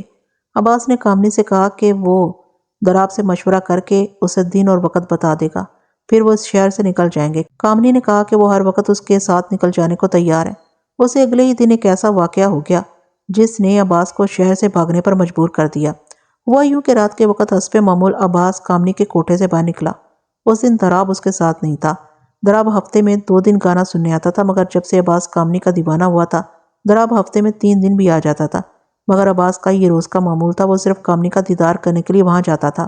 وہ جو ہی ذرا آگے گیا، جیکب اور اس کے ایک ساتھی نے اسے روک لیا اور اس پر حملہ کر دیا۔ وہ 2 تھے اور عباس اکیلا، دونوں مل کر عباس کو مارنے لگے۔ عباس ان دنوں اپنی حفاظت کے خیال سے ایک لمبے پھل والا چاقو اپنے پاس رکھتا تھا۔ اس نے جب دیکھا کہ جیکب اور اس کے ساتھی اسے نہیں چھوڑیں گے تو اس نے چاقو نکال لیا۔ جیکب کا ساتھی اس کی زد میں آ گیا اور عباس نے اس کے پیٹ میں چاقو اتار دیا۔ چاقو دیکھ کر اور اپنے ساتھی کا بہتا خون دیکھ کر جیکب وہاں سے بھاگ نکلا۔ بہت سے لوگ لڑائی دیکھ کر اکٹھے ہو گئے تھے۔ یہ لڑائی ان کے لیے عجوبہ نہیں تھی اور نہ وہ اس سے خوف زدہ تھے۔ یہاں آئے دن ایسے واقعات ہوتے رہتے تھے۔ گناہ کے اس بازار میں ایک تماشبین نے دوسرے کا پیٹ پھاڑ دیا تھا۔ یہ خون خرابہ سنسنی خیز تو تھا مگر حیرت انگیز نہیں تھا۔ یہاں میں کہانی سے ہٹ کر اپنی رائے پیش کر دوں۔ گناہ کے بازاروں میں آنے والے لوگ 3 قسم کے ہوتے ہیں۔ ایک وہ جو ان کے ہاں جاتے ہیں اور گناہ کر کے واپس آتے ہیں۔ دوسری قسم کے لوگ دولت مند اور عیاش ہوتے ہیں اور یہ جانتے بھی ہیں کہ بازار میں بیٹھی ہوئی عورت پیشہ ور ہے اور صرف پیسے کی یار ہے، کسی انسان کی نہیں۔ اس کے باوجود یہ الو کے پٹھے انہیں اپنا سمجھتے ہیں اور آنکھوں دیکھی مکھی نگلنے کی کوشش کرتے ہیں۔ ان کے ہاں جانے والی تیسری قسم جرائم پیشہ لوگوں کی ہے۔ ان میں نامی گرامی گنڈے، استاد، بدماش ہوتے ہیں اور سب نے کسی نہ کسی بازاری عورت کو اپنی محبوبہ کا درجہ دے رکھا ہوتا ہے اور یہ لوگ عام عاشقوں کی طرح جذبہ رقابت کا شکار بھی ہوتے ہیں۔ اس رقابت میں یہ چاقوں، خنجروں اور دوسرے اسلحے کا استعمال آزادی سے کرتے ہیں۔ اس تجزیے کے حساب سے دیکھا جائے تو یہ سب لوگ ایب نارمل ذہنیت کے ہوتے ہیں۔ عباس نے ایک بندے کے پیٹ میں چاقو اتار دیا تو تب اسے احساس ہوا کہ وہ کیا کر بیٹھا ہے۔ اس نے وہاں سے کھسک جانے میں ہی عافیت جانی۔ زخمی اپنا پیٹ پکڑے تڑپ رہا تھا۔ چند آدمی اسے سنبھالنے لگے۔ عباس نے موقع غنیمت جانا اور خون آلود چاقو لہراتا ہوا وہاں سے نکل آیا۔ کسی نے اسے روکنے کی کوشش نہیں کی تھی۔ عباس سیدھا دراب کی حویلی جا پہنچا، اسے تمام صورتحال بتائی کہ وہ کیا کر کے آیا۔ دراب نے کہا کہ اس کا حویلی میں رکنا مناسب نہیں، پولیس جلد ہی اس کا سراغ لگا کر حویلی تک پہنچ جائے گی، بہتر ہوگا کہ وہ کہیں جا کر چھپ جائے۔ پھر دراب نے ہی اسے مشورہ دیا کہ وہ کسی دیہاتی علاقے میں جا کر روپوش ہو جائے۔ عباس نے کہا کہ وہ اسے 1-2 دن کے لیے یہیں کہیں چھپا لے اور کامنی کو اطلاع کر دے، پھر وہ کامنی کو لے کر کسی دور دراز شہر چلا جائے گا۔ مگر دراب نہ مانا اور اس نے کہا کہ فی الحال وہ اپنی جان بچائے، اگر زخمی مر گیا تو اسے پھانسی بھی ہو سکتی ہے۔ یہ سن کر عباس گھبرا گیا۔ دراب نے کہا کہ وہ اس دوران کامنی اور دراب دونوں سے رابطہ رکھے اور کوئی مناسب موقع دے کر ان کے فرار کا انتظام کر دے گا یا کامنی کو وہاں سے نکال کر عباس تک پہنچا دے گا۔ صبح پو پھٹنے سے پہلے ابھی اندھیرا تھا۔ دراب نے اپنے ملازم شکور کو عباس کے ساتھ بھیجا کہ وہ عباس کا ٹھکانہ دکھائے کہ وہ کہاں روپوش ہوتا ہے۔ عباس نے دراب کو بتایا تھا کہ ایک گاؤں جہاں عباس قتل ہوا تھا میں اس کا ایک پرانا دوست رہتا ہے، وہ اس کے پاس جائے گا۔ گاؤں پہنچے تو عباس نے اپنے دوست کا پتہ پوچھا تو پتہ چلا کہ اس کا دوست 4-5 سال پہلے گاؤں چھوڑ کر جا چکا ہے۔ بہرحال عباس نے وہیں ایک چھوٹا سا مکان کرائے پر لے لیا اور ملازم شکور نے جا کر دراب کو بتا دیا کہ وہ عباس کو کہاں چھوڑ آیا ہے۔ ادھر جیکب کا زخمی ساتھی بچ گیا تھا۔ چاقو کا زخم زیادہ گہرا نہیں تھا۔ پولیس نے عباس کے خلاف اقدام قتل کا پرچہ درج کر لیا تھا اور تفتیش کرتی ہوئی دراب تک بھی پہنچی تھی۔ دراب کوئی معمولی آدمی نہیں تھا کہ خوفزدہ ہو جاتا۔ اس نے پولیس والوں کو مطمئن کر دیا کہ عباس اس کا دوست ضرور ہے مگر اسے اس کی روپوشی کے متعلق کچھ علم نہیں۔ دوسری طرف دراب نے کامنی سے مل کر اس کی تسلی کر دی۔ کامنی بہت پریشان تھی۔ اس نے کامنی سے کہا کہ وہ تیار رہے، جو ہی خطرہ کم ہوگا وہ اس کو عباس کے پاس پہنچا دے گا جہاں سے وہ کسی اور طرف نکل جائیں گے۔ دراب اپنے ملازم شکور کو بھیج کر عباس کی خیر خیریت معلوم کرتا اور اسے کامنی کی خیریت سے آگاہ کرتا۔ ادھر یہ چکر چل رہا تھا، دوسری طرف عباس کے گھر والے پریشان تھے۔ پولیس والے عباس کی تلاش میں ان سے پوچھ گچھ کرتے رہتے تھے۔ اس سے محلے میں ان کی بڑی بے عزتی ہوتی تھی۔ عباس کے باپ کو معلوم تھا کہ اس کے بیٹے کی دراب سے گہری دوستی ہے۔ وہ دراب سے ملا اور عباس کے متعلق پریشانی ظاہر کی۔ دراب نے عباس کے باپ کو تسلی دی کہ عباس محفوظ جگہ پر ہے اور وہ فکر نہ کریں۔ اس دوران دراب نے 1-2 مرتبہ جیکب کو اپنی حویلی کے پاس منڈلاتے دیکھا۔ پھر اس نے جیکب کو کامنی کے کوٹھے کے ارد گرد بھی دیکھا۔ وہ غالباً عباس سے انتقام لینے کی فکر میں تھا۔ ایک دن دراب کے ملازم شکور نے دراب کو بتایا کہ جیکب نے اسے بازار میں روک لیا تھا اور عباس کے متعلق پوچھ رہا تھا۔ اس نے دھمکی بھی دی تھی کہ وہ عباس کو زندہ نہیں چھوڑے گا۔ دوسری طرف عباس نے شکور کے ذریعے پیغام بھجوایا کہ وہ سارا دن فارغ رہ کر تنگ آ گیا۔ دراب نے دوستی کی خاطر اسے کچھ سامان اور پیسے بھجوائے کہ وہ وقت گزاری کے لیے گاؤں میں چھوٹی سی دکان کر لے۔ پھر عباس نے گاؤں میں دکان کھول لی۔ اس دوران جب عباس کی تلاش کا معاملہ کچھ ٹھنڈا پڑ گیا تو دراب نے کامنی کو بتا دیا کہ وہ فلاں دن نکل کر اس کی حویلی میں آ جائے۔ دوسری طرف اس نے عباس کو پیغام بھجوایا کہ فلاں دن رات کو کامنی اس تک پہنچ جائے گی۔ عباس نے شکور کو گاؤں سے باہر وہ جگہ دکھا دی جہاں اس نے کامنی کا انتظار کرنا تھا۔ ادھر دراب نے کامنی کو نکالنے کا انتظام کر لیا تھا۔ کامنی مقررہ وقت پر نکل آئی تھی۔ وہ بغیر کسی رکاوٹ کے دراب کی حویلی پہنچ گئی۔ انہوں نے رات کو نکلنا تھا اور عباس کی بتائی ہوئی جگہ پہنچنا تھا۔ دراب کا ارادہ تھا کہ وہ خود کامنی کو لے کر عباس کے پاس جائے گا، مگر پھر عین وقت پر اس نے خود جانے کا ارادہ بدل دیا اور کامنی کو شکور کے ساتھ بھیجنے کا فیصلہ کر لیا۔ وہ کامنی کی گمشدگی کے وقت حویلی میں رہنا چاہتا تھا۔ اس کا خیال تھا کہ وہ کامنی کے ہاں گانا سننے بھی جائے گا تاکہ کوئی اس پر شک نہ کرے۔ کامنی کی گمشدگی میں اس کا ہاتھ ہو سکتا ہے۔ پھر اس نے کامنی کو مسلمان عورتوں والا برقع پہنا کر شکور کے ساتھ بھیج دیا اور شکور کو ہدایت کی کہ وہ کامنی کو عباس کے حوالے کر کے انہی قدموں واپس آ جائے۔ شکور کامنی کو لے کر چلا گیا۔ شکور اور کامنی کے جانے کے 1 گھنٹہ بعد دراب شیلا بائی کے کوٹھے پر جا پہنچا۔ وہاں سب پریشان تھے۔ شیلا بائی کا رنگ اڑا ہوا تھا۔ اس نے ہر طرف اپنے آدمی دوڑائے تھے مگر کامنی کا کہیں پتہ نہیں چل رہا تھا۔ یہ ان لوگوں کے دھندے کا ٹائم تھا اور گاہک آ کر واپس جا رہے تھے۔ دراب کو دیکھتے ہی شیلا بائی چونک گئی اور اسے عباس کے متعلق پوچھنے لگی۔ اسے شک تھا کہ اس کی بیٹی عباس کی محبت میں پھنس گئی تھی اور اب اسے عباس بھگا لے گیا تھا۔ دراب نے اسے بتایا کہ عباس تو خود پولیس سے چھپتا پھر رہا ہے، وہ کامنی کو کیسے لے جا سکتا ہے۔ پھر دراب نے اسے مشورہ دیا کہ وہ کچھ اور انتظار کر لے، اگر کامنی پھر بھی نہ آئی تو وہ تھانے میں اس کی گمشدگی کی رپورٹ درج کرا دے۔ وہ خود اس کے ساتھ چلنے لگا۔ خاصی رات گزر گئی مگر کامنی کو نہ آنا تھا نہ آئی۔ اس دوران دراب شیلا بائی کو تسلیاں دیتا رہا تھا۔ پھر وہ اس کے ساتھ تھانے چلا گیا اور انہوں نے کامنی کی گمشدگی کی رپورٹ درج کرا دی۔ شک میں اس نے عباس کا اور ایک دوسری بائی کا نام لکھوایا جس کا کاروبار کامنی کی وجہ سے ٹھنڈا پڑ گیا تھا اور کئی بار ان کی آپس میں زبانی کلامی جھڑپیں ہو چکی تھیں۔ دراب تھانے میں رپورٹ درج کرانے کے بعد شیلا بائی کو اس کے کوٹھے پر چھوڑ کر اپنی حویلی آ گیا۔ جب وہاں سے آنے کے لیے نکلا تھا تو شیلا بائی ہچکیاں لے کر رو رہی تھی۔ دراب اب حویلی میں آیا تو ابھی شکور نہیں آیا تھا۔ تقریباً آدھے گھنٹے بعد شکور آ گیا۔ اس نے بتایا کہ سب کام تسلی بخش ہو گیا ہے اور وہ کامنی کو عباس کے حوالے کر آئے۔ یہ سن کر دراب نے اطمینان کا سانس لیا۔ اسے پتا تھا کہ راتوں رات عباس کامنی کو لے کر کسی دور دراز شہر نکل جائے گا اور پھر وہاں سے رابطہ کرے گا۔ عباس اور کامنی کو نکلے تقریباً مہینہ پورا ہونے کو ہے۔ دراب نے اتنی لمبی تفصیل مجھے سنانے کے بعد کہا، میں پریشان تھا کہ عباس نے اب تک مجھ سے رابطہ کیوں نہیں کیا۔ اسی پریشانی کے عالم میں میں نے شکور کو اس گاؤں بھیجا تھا کہ وہ معلوم کر کے کہ عباس نے گاؤں کب چھوڑا یا اس کے ساتھ کوئی حادثہ تو پیش نہیں آ گیا۔ اب آپ نے بتایا ہے کہ عباس کو کسی نے قتل کر دیا تھا۔ مجھے یقین ہے کہ یہ جیکب کا کام ہے۔ یقین تو مجھے بھی ہے، میں نے کہا، لیکن میں یہ سوچ رہا ہوں کہ جیکب کو کیسے پتا چلا کہ اس کا رقیب فلاں گاؤں میں چھپا بیٹھا ہے۔ پھر اسے یہ بھی معلوم ہو گیا کہ کامنی عباس کے ساتھ نکل رہی ہے۔ پھر اس نے عین موقع پر پہنچ کر عباس کو قتل کر دیا۔ میری یہ بات سن کر دراب بھی سوچ میں پڑ گیا۔ پھر اس نے یہ سوچ رہا تھا کہ کامنی کہاں گئی کیونکہ وہ اپنی ماں کے پاس بھی نہیں پہنچی۔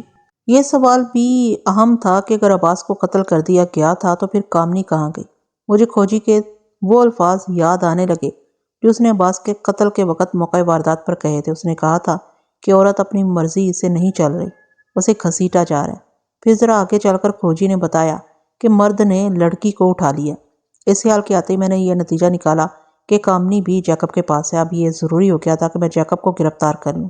یہ چونکہ میرا علاقہ نہیں تھا اس لیے قانونی طور پر میں نے اس علاقے کے تھانے دار سے ملنا تھا اور اس کی مدد سے جیکب کو گرفتار کرنا تھا۔ اس کے علاوہ ابھی عباس کے گھر والوں کو اطلاع دینی تھی کہ ان کا بیٹا قتل ہو گیا ہے۔ میں تصور کی آنکھ سے دیکھ رہا تھا کہ یہ خبر سن کر عباس کے ماں باپ کا کیا حال ہوگا، مگر میں اپنی ڈیوٹی سے مجبور تھا اور یہ ناخوشگوار اطلاع دینا میرا فرض تھا، اس لیے میں نے دراب کو ساتھ لے کر جانا تھا۔ میں اس کیس کے مختلف پہلوؤں پر غور کرنے لگا۔ پھر میرا ذہن اس بات پر اٹک گیا کہ آخر جیکب عباس تک کس طرح پہنچا۔ جیسا کہ دراب نے بتایا تھا کہ جیکب کو اس نے 2-3 مرتبہ حویلی کے ارد گرد منڈلاتے دیکھا ہے اور پھر شکور نے بھی بتایا تھا کہ جیکب نے اسے روک کر عباس کے متعلق پوچھا تھا اور عباس کو قتل کرنے کی دھمکی بھی دی تھی۔ اس سے مجھے یہ خیال آیا کہ جیکب یا اس کا کوئی ساتھی دراب اور اس کے ملازم شکور کی نگرانی کرتا رہا اور وہ لوگ اس کا پیچھا کرتے ہوئے عباس تک پہنچ گئے۔ پھر مجھے یہ خیال بھی آیا کہ اگر وہ انتقام لینے کے لیے عباس کو تلاش کر رہے تھے تو انہوں نے فوری طور پر عباس پر حملہ کیوں نہ کیا؟ کیا انہیں معلوم تھا کہ کامنی کا عباس کے ساتھ بھاگنے کا پروگرام ہے اور وہ اسی موقع کا انتظار کر رہے تھے؟ سوچ سوچ کر میرا دماغ چکرانے لگا۔ اسی دوران شکور میرے لیے کھانا لے کر آ گیا۔ میں حالی ذہن ہو کر کھانے کے برتنوں کو گھورنے لگا۔ شکور ٹرے میں سے ایک ایک برتن اٹھا کر میرے آگے میز پر رکھ رہا تھا۔ اچانک میں چونک اٹھا۔ میں نے غور کیا، شکور کے ہاتھ بڑے واضح انداز میں کانپ رہے تھے۔ اس کی عمر ہاتھ کانپنے والی نہیں تھی، وہ جوان عمر تھا۔ میں نے اس کی طرف دیکھا تو اس نے مجھ سے نظریں چرا لیں۔ اس کے چہرے پر پریشانی کے واضح آثار نظر آ رہے تھے۔ میں نے اس کی حالت پر غور کیا تو اچانک میرے ذہن میں ایک خیال بجلی کے کوندے کی طرح لپکا اور مجھے روشنی دکھا گیا۔ مجھے خیال آیا کہ عباس کی مخبری کرنے والا شکور بھی تو ہو سکتا ہے۔ جیکب کو الہام تو نہیں ہوا تھا کہ فلاں دن رات کو فلاں وقت کامنی عباس کے پاس جائے گی؟ اس خیال کے آتے ہی میں نے شکور کو لپیٹ میں لینے کا فیصلہ کر لیا۔ میرے ذہن میں یہ خیال بھی آیا کہ شکور کو ایسا کرنے کی کیا ضرورت تھی؟ اس کا جواب مجھے اپنے ذہن سے یہ ملا کہ پیسے کا لالچ یا جان کا خوف اسے اس کام پر مجبور کر سکتا تھا۔ جیکب جیسے گنڈے سے یہی امید تھی کہ اس نے یقیناً شکور کو جان سے مار دینے کی دھمکی دی ہوگی۔ شکور جلدی جلدی برتن رکھ کر کمرے سے نکلنے لگا تھا جب میں نے اسے آواز دے کر روک لیا۔ جی سرکار، اس نے واضح طور پر لرزتی ہوئی آواز میں کہا۔ میں نے اسے اپنے پاس آنے کو کہا تو وہ یوں میری طرف آیا جیسے بکرا کسائی کے پاس ذبح ہونے جا رہا ہوں۔ جیکب نے تمہیں کیا دھمکی دی تھی؟ میں نے پوچھا۔ وہ مجھ سے عباس کے متعلق پوچھ رہا تھا، شکور نے کہا، اور کہہ رہا تھا کہ تمہارے مالک دراب نے اس بھگوڑے کو چھپا رکھا ہے۔ اور کیا کہا تھا اس نے؟ میں نے پوچھا۔ اور جی، شکور نے اٹکتے ہوئے کہا، اس نے کہا تھا کہ وہ عباس کو زندہ نہیں چھوڑے گا۔ ایک دھمکی اس نے تمہیں بھی تو دی تھی۔ میں نے اس کی آنکھوں میں آنکھیں ڈال کر کہا، وہ بھی بتاؤ۔ میں اس کے چہرے کے تاثرات دیکھ رہا تھا۔ اس کا رنگ ایک دم فک ہو گیا اور وہ مجھ سے نظریں چرانے لگا۔ میں نے اسے حوصلہ دیا کہ اسے کسی سے ڈرنے کی ضرورت نہیں اور یہ کہ جیکب جیسے گنڈوں کو میں تھانے میں الٹا لٹکا دوں گا۔ اس نے کہا تھا کہ وہ کہتے رک گیا، پھر اس کی آنکھوں میں آنسو آ گئے۔ پھر اس نے رندھی ہوئی آواز میں کہا، میری ایک جوان بہن ہے سرکار۔ جیکب ایک رات اپنے 2 ساتھیوں کے ساتھ میرے گھر آیا تھا اور اس نے دھمکی دی تھی کہ اگر میں نے اس کا ساتھ نہ دیا تو وہ میری جوان بہن کو مجھے معاف کر دے۔ جی، میں مجبور ہو گیا تھا۔ پھر وہ باقاعدہ رونے لگا۔ دراب بڑی حیرانی اور غصے کے عالم میں سے دیکھ رہا تھا۔ میں نے اسے کچھ اور باتیں پوچھی۔ بات یہ نکلی کہ شکور اس دھمکی کے بعد جیکب کے ہاتھوں میں کھیلنے لگا تھا۔ اسی نے جیکب کو بتایا تھا کہ عباس کہاں چھپا ہوا ہے اور کامنی اور وہ کسی دوسرے شہر بھاگنے کی تیاری کر رہے ہیں۔ جیکب نے اسے کہا تھا کہ جس دن کامنی عباس کے پاس پہنچے گی ان کو اطلاع کر دے۔ شکور نے جیکب کو بتا دیا کہ فلاں دن فلاں وقت کامنی عباس کے پاس جائے گی۔ جس رات شکور کامنی کو عباس کے پاس پہنچانے کے لیے دراب کی حویلی سے نکلا، جیکب اپنے ایک ساتھی کے ساتھ اس کے تعاقب میں تھا۔ جب شکور کامنی کو لے کر درختوں میں گھری اس جگہ پہنچا تو عباس ان کا منتظر تھا۔ شکور نے کامنی کو عباس کے پاس چھوڑا اور انہی قدموں واپس لوٹ گیا۔ وہ سڑک کی طرف نکلا۔ اس نے دیکھا کہ جیکب اور اس کا ساتھی وہاں کھڑے تھے اور قریب ہی ایک تانگا کھڑا تھا۔ جیکب نے اسے کہا کہ وہ اب چلتا پھرتا نظر آئے۔ اگر اس نے زبان کھولی تو وہ اس کی بہن کو اٹھا کر لے آئیں گے۔ شکور خوفزدہ ہو کر وہاں سے آ گیا اور دراب کو بتایا کہ وہ امانت پہنچا آیا۔ اس کے بعد وہاں کیا ہوا اس کا علم شکور کو نہیں تھا۔ میں نے شکور کا سارا بیان لکھ کر اس کے دستخط کرا لیے، پھر دراب کا بھی باقاعدہ بیان لیا۔ اب میں نے جیکب اس کے ساتھیوں کو گرفتار کرنا تھا۔ اس کے لیے مجھے اس علاقے کے تھانے دار سے ملنا تھا۔ اس علاقے کا تھانے دار ایک سکھ تھا، اس کا نام نانک سنگھ تھا۔ میں اس کے پاس چلا گیا اور ساری صورتحال اس کے آگے رکھ دی۔ اس کیس سے اس کے تھانے کا تعلق بھی بنتا تھا کیونکہ کامنی کی گمشدگی کی رپورٹ نانک سنگھ کے تھانے میں درج تھی اور وہ اس کی بازیابی کے سلسلے میں خاصا پریشان تھا۔ میری تفتیش کے متعلق سن کر وہ بڑا خوش ہوا اور کہنے لگا اس کا مسئلہ بھی حل ہو گیا ہے۔ میری تفتیش کے متعلق سن کر وہ بڑا خوش ہوا اور کہنے لگا کہ اس کا مسئلہ بھی حل ہو گیا ہے۔ میں نے اسے بتایا کہ میں جیکب اور اس کے ساتھی کو گرفتار کرنا چاہتا ہوں، اس سلسلے میں وہ میری مدد کرے۔ اس کے جواب میں اس نے جیکب کو 3-4 ننگی گالیاں دی اور کہا کہ یہ کوئی مسئلہ نہیں ہے۔ ہر تھانے میں علاقے کے جرائم پیشہ افراد کی مکمل تفصیل ہوتی ہے۔ نانک کے تھانے میں جیکب کا ریکارڈ بھی موجود تھا۔ اس سے پہلے وہ چوری چکاری، گنڈا گردی اور لڑائی جھگڑے کے کیسوں میں تھانے آ چکا تھا اور نانک سنگھ اسے جانتا تھا۔ اس نے اسی وقت ایک چھاپا مار پارٹی تیار کی اور مجھے ساتھ لے کر چل پڑا۔ ہم لوگ ایک ایسے علاقے میں جا پہنچے جسے لوئر کلاس سے بھی نچلے درجے کے لوگوں کا علاقہ کہا جاتا تھا۔ تنگ اور گندی گلیوں میں چکراتے ہوئے ایک چھوٹے سے مکان کے دروازے پر جا کر نانک سنگھ رک گیا۔ یہی جیکب کا گھر تھا۔ دروازہ کھٹکھٹانے پر ایک آدمی نے دروازہ کھول کر باہر جھانکا اور پھر پولیس کو دیکھتے ہی دروازہ بند کرنے کی کوشش کی، لیکن نانک سنگھ اس سے زیادہ پھرتیلا ثابت ہوا۔ اس نے ایک زوردار ٹھوکر دروازے پر ماری۔ یہ ٹھوکر اتنی زوردار تھی کہ وہ آدمی دروازے کے دھکے سے پیچھے کو گر پڑا۔ فوراً کانسٹیبلوں نے آگے بڑھ کر اس آدمی کو قابو کر لیا۔ ہم سب بڑی تیزی سے اندر داخل ہوئے۔ میں نے اور نانک سنگھ نے اپنے پستول نکال لیے تھے۔ دروازے سے آگے چھوٹا سا صحن تھا، اس کے بعد برآمدہ اور 2 کمرے تھے۔ ایک کمرہ بڑا تھا اور دوسرا چھوٹا۔ چھوٹے کمرے کو تالا لگا ہوا تھا اور بڑے کمرے میں 4 نوجوان بیٹھے ہوئے تھے۔ کمرہ سگریٹوں کے دھوئیں سے بھرا ہوا تھا، اس کی بدبو سے صاف پتہ چل رہا تھا کہ یہ چرس کی بدبو ہے۔ پاس گھٹیا قسم کی دیسی شراب کی 2 بوتلیں رکھی ہوئی تھیں۔ ہمیں دیکھ کر سب ہڑبڑا کر اٹھے۔ ایک نوجوان کے پاؤں کی ٹھوکر سے شراب کی بوتل گر گئی اور شراب بہہ کر فرش پر پھیل گئی۔ میں نے جیکب کو دیکھا ہوا نہیں تھا، اس لیے اندازہ نہ لگا سکا کہ ان میں جیکب کون ہے۔ جیکب کہاں ہے؟ نانک سنگھ نے کڑکدار آواز میں پوچھا۔ تب مجھے معلوم ہوا کہ ان میں سے کوئی بھی جیکب نہیں۔ ایک نوجوان نے نشے سے لڑکھڑاتی آواز میں بتایا کہ جیکب آج کل اونچی ہواؤں میں اڑ رہا ہے اور کافی دن سے یہاں نہیں آیا۔ پوچھنے پر اس نے بتایا کہ وہ ہمیں جمعہ خان کی سرائے میں ملے گا، اس کی آج کل جمعہ خان سے بڑی یاری ہے۔ میرے پوچھنے پر نانک سنگھ نے بتایا کہ جمعہ خان کی سرائے بسوں کے اڈے کے قریب ہے اور وہاں کوئی شریف آدمی نہیں جاتا۔ زیادہ تر جرائم پیشہ لوگ یا پھر ایسے ڈرائیور جو نشہ کرتے تھے وہاں پائے جاتے تھے۔ وہاں سے ہم فوراً جمعہ خان کی سرائے کی طرف چل پڑے۔ راستے میں نانک سنگھ نے بتایا کہ جمعہ خان پٹھان اور ہر قسم کے جائز و ناجائز کام کرتا ہے۔ پھر اس نے بائیں آنکھ دبا کر کہا کہ وہ پولیس کو باقاعدہ حصہ دیتا ہے اور ہر خدمت کے لیے تیار رہتا ہے۔ ہم سرائے پہنچے تو باوردی پولیس والوں اور 2 تھانے داروں کو دیکھ کر وہاں موجود لوگ سراسیمہ ہو گئے۔ نانک سنگھ کی معیت میں ہم لوگ ایک کمرے کے سامنے پہنچ گئے۔ اس کے باہر لکھا ہوا تھا بغیر اجازت اندر آنا منع ہے۔ نانک سنگھ سکھ تھا، اس نے سکھوں والا کام ہی کیا۔ ایک زوردار لات دروازے کو ماری، دروازہ اندر سے بند نہیں تھا، اس لیے دونوں پٹ کھل گئے۔ میں اور نانک اندر داخل ہو گئے۔ ایک بڑی میز کے پیچھے بڑا صحت مند سرخ و سفید پٹھان بیٹھا تھا۔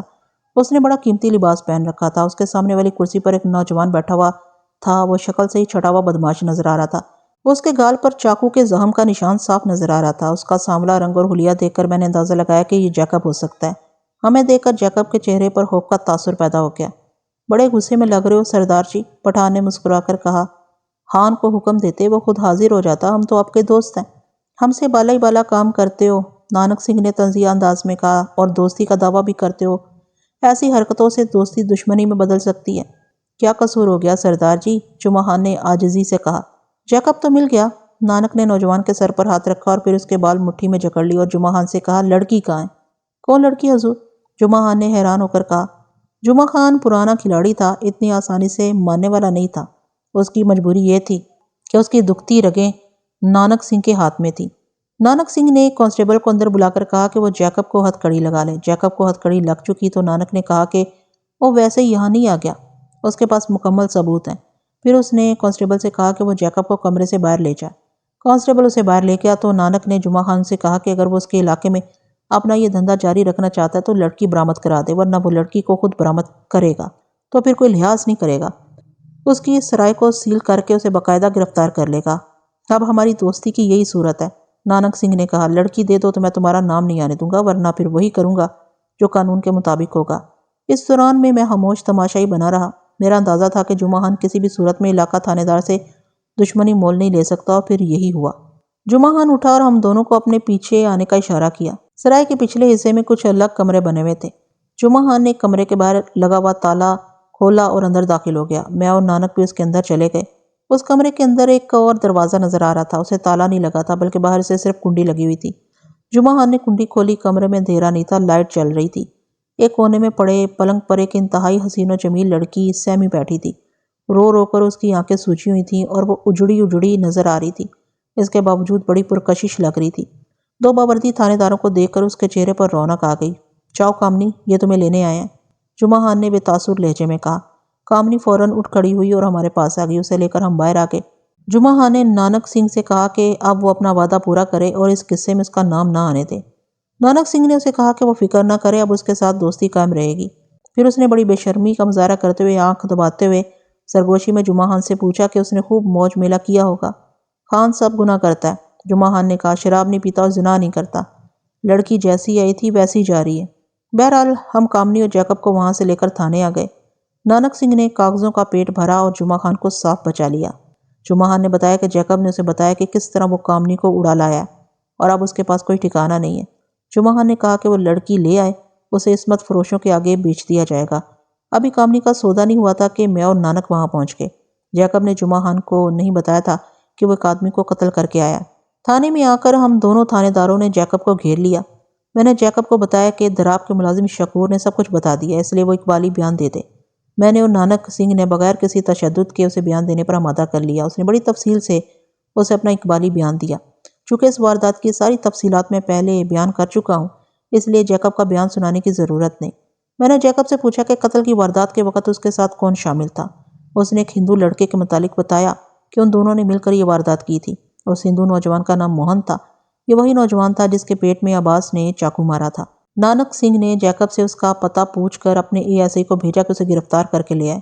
اے ایس آئی اسی وقت چلا گیا۔ اس کے بعد نانک سنگھ نے کامنی کی ماں شیلا بائی کو اطلاع بھیجی کہ اس کی بیٹی بازیاب ہو گئی ہے۔ وہ گویا اڑتی ہوئی تھانے پہنچی اور آتے ہی کامنی سے لپٹ گئی۔ ہم نے کامنی کو اس کی ماں کے حوالے کر دیا، لیکن میں نے اسے کہا کہ چونکہ کامنی موقع کی گواہ ہے، اس لیے اسے عدالت میں گواہی کے لیے پیش ہونا پڑے گا۔ نانک سنگھ کا اے ایس آئی موہن کو گرفتار کر کے لے آیا تھا۔ اس کے بعد کاغذی کارروائی کر کے نانک سنگھ نے جیکب اور موہن کو میرے حوالے کر دیا۔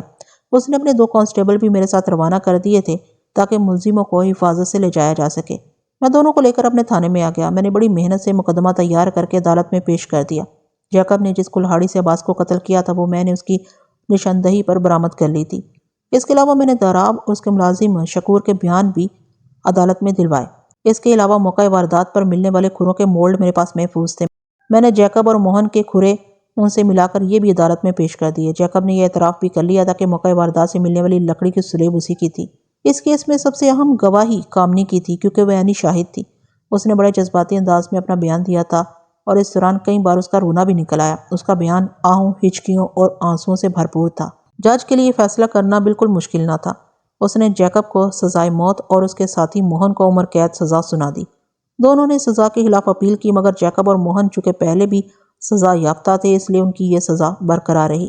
تو امید کرتی ہوں کہ یہ تفتیشی کہانی بھی آپ کو کافی پسند آئی ہوگی۔ پسند آئی ہے تو ویڈیو کو لائک، کمنٹ اور شیئر کرنا ہرگز مت بھولے گا، اور مجھے اجازت دیجیے ایسی ہی کسی اچھی سی ویڈیو تک کے لیے۔ اللہ حافظ۔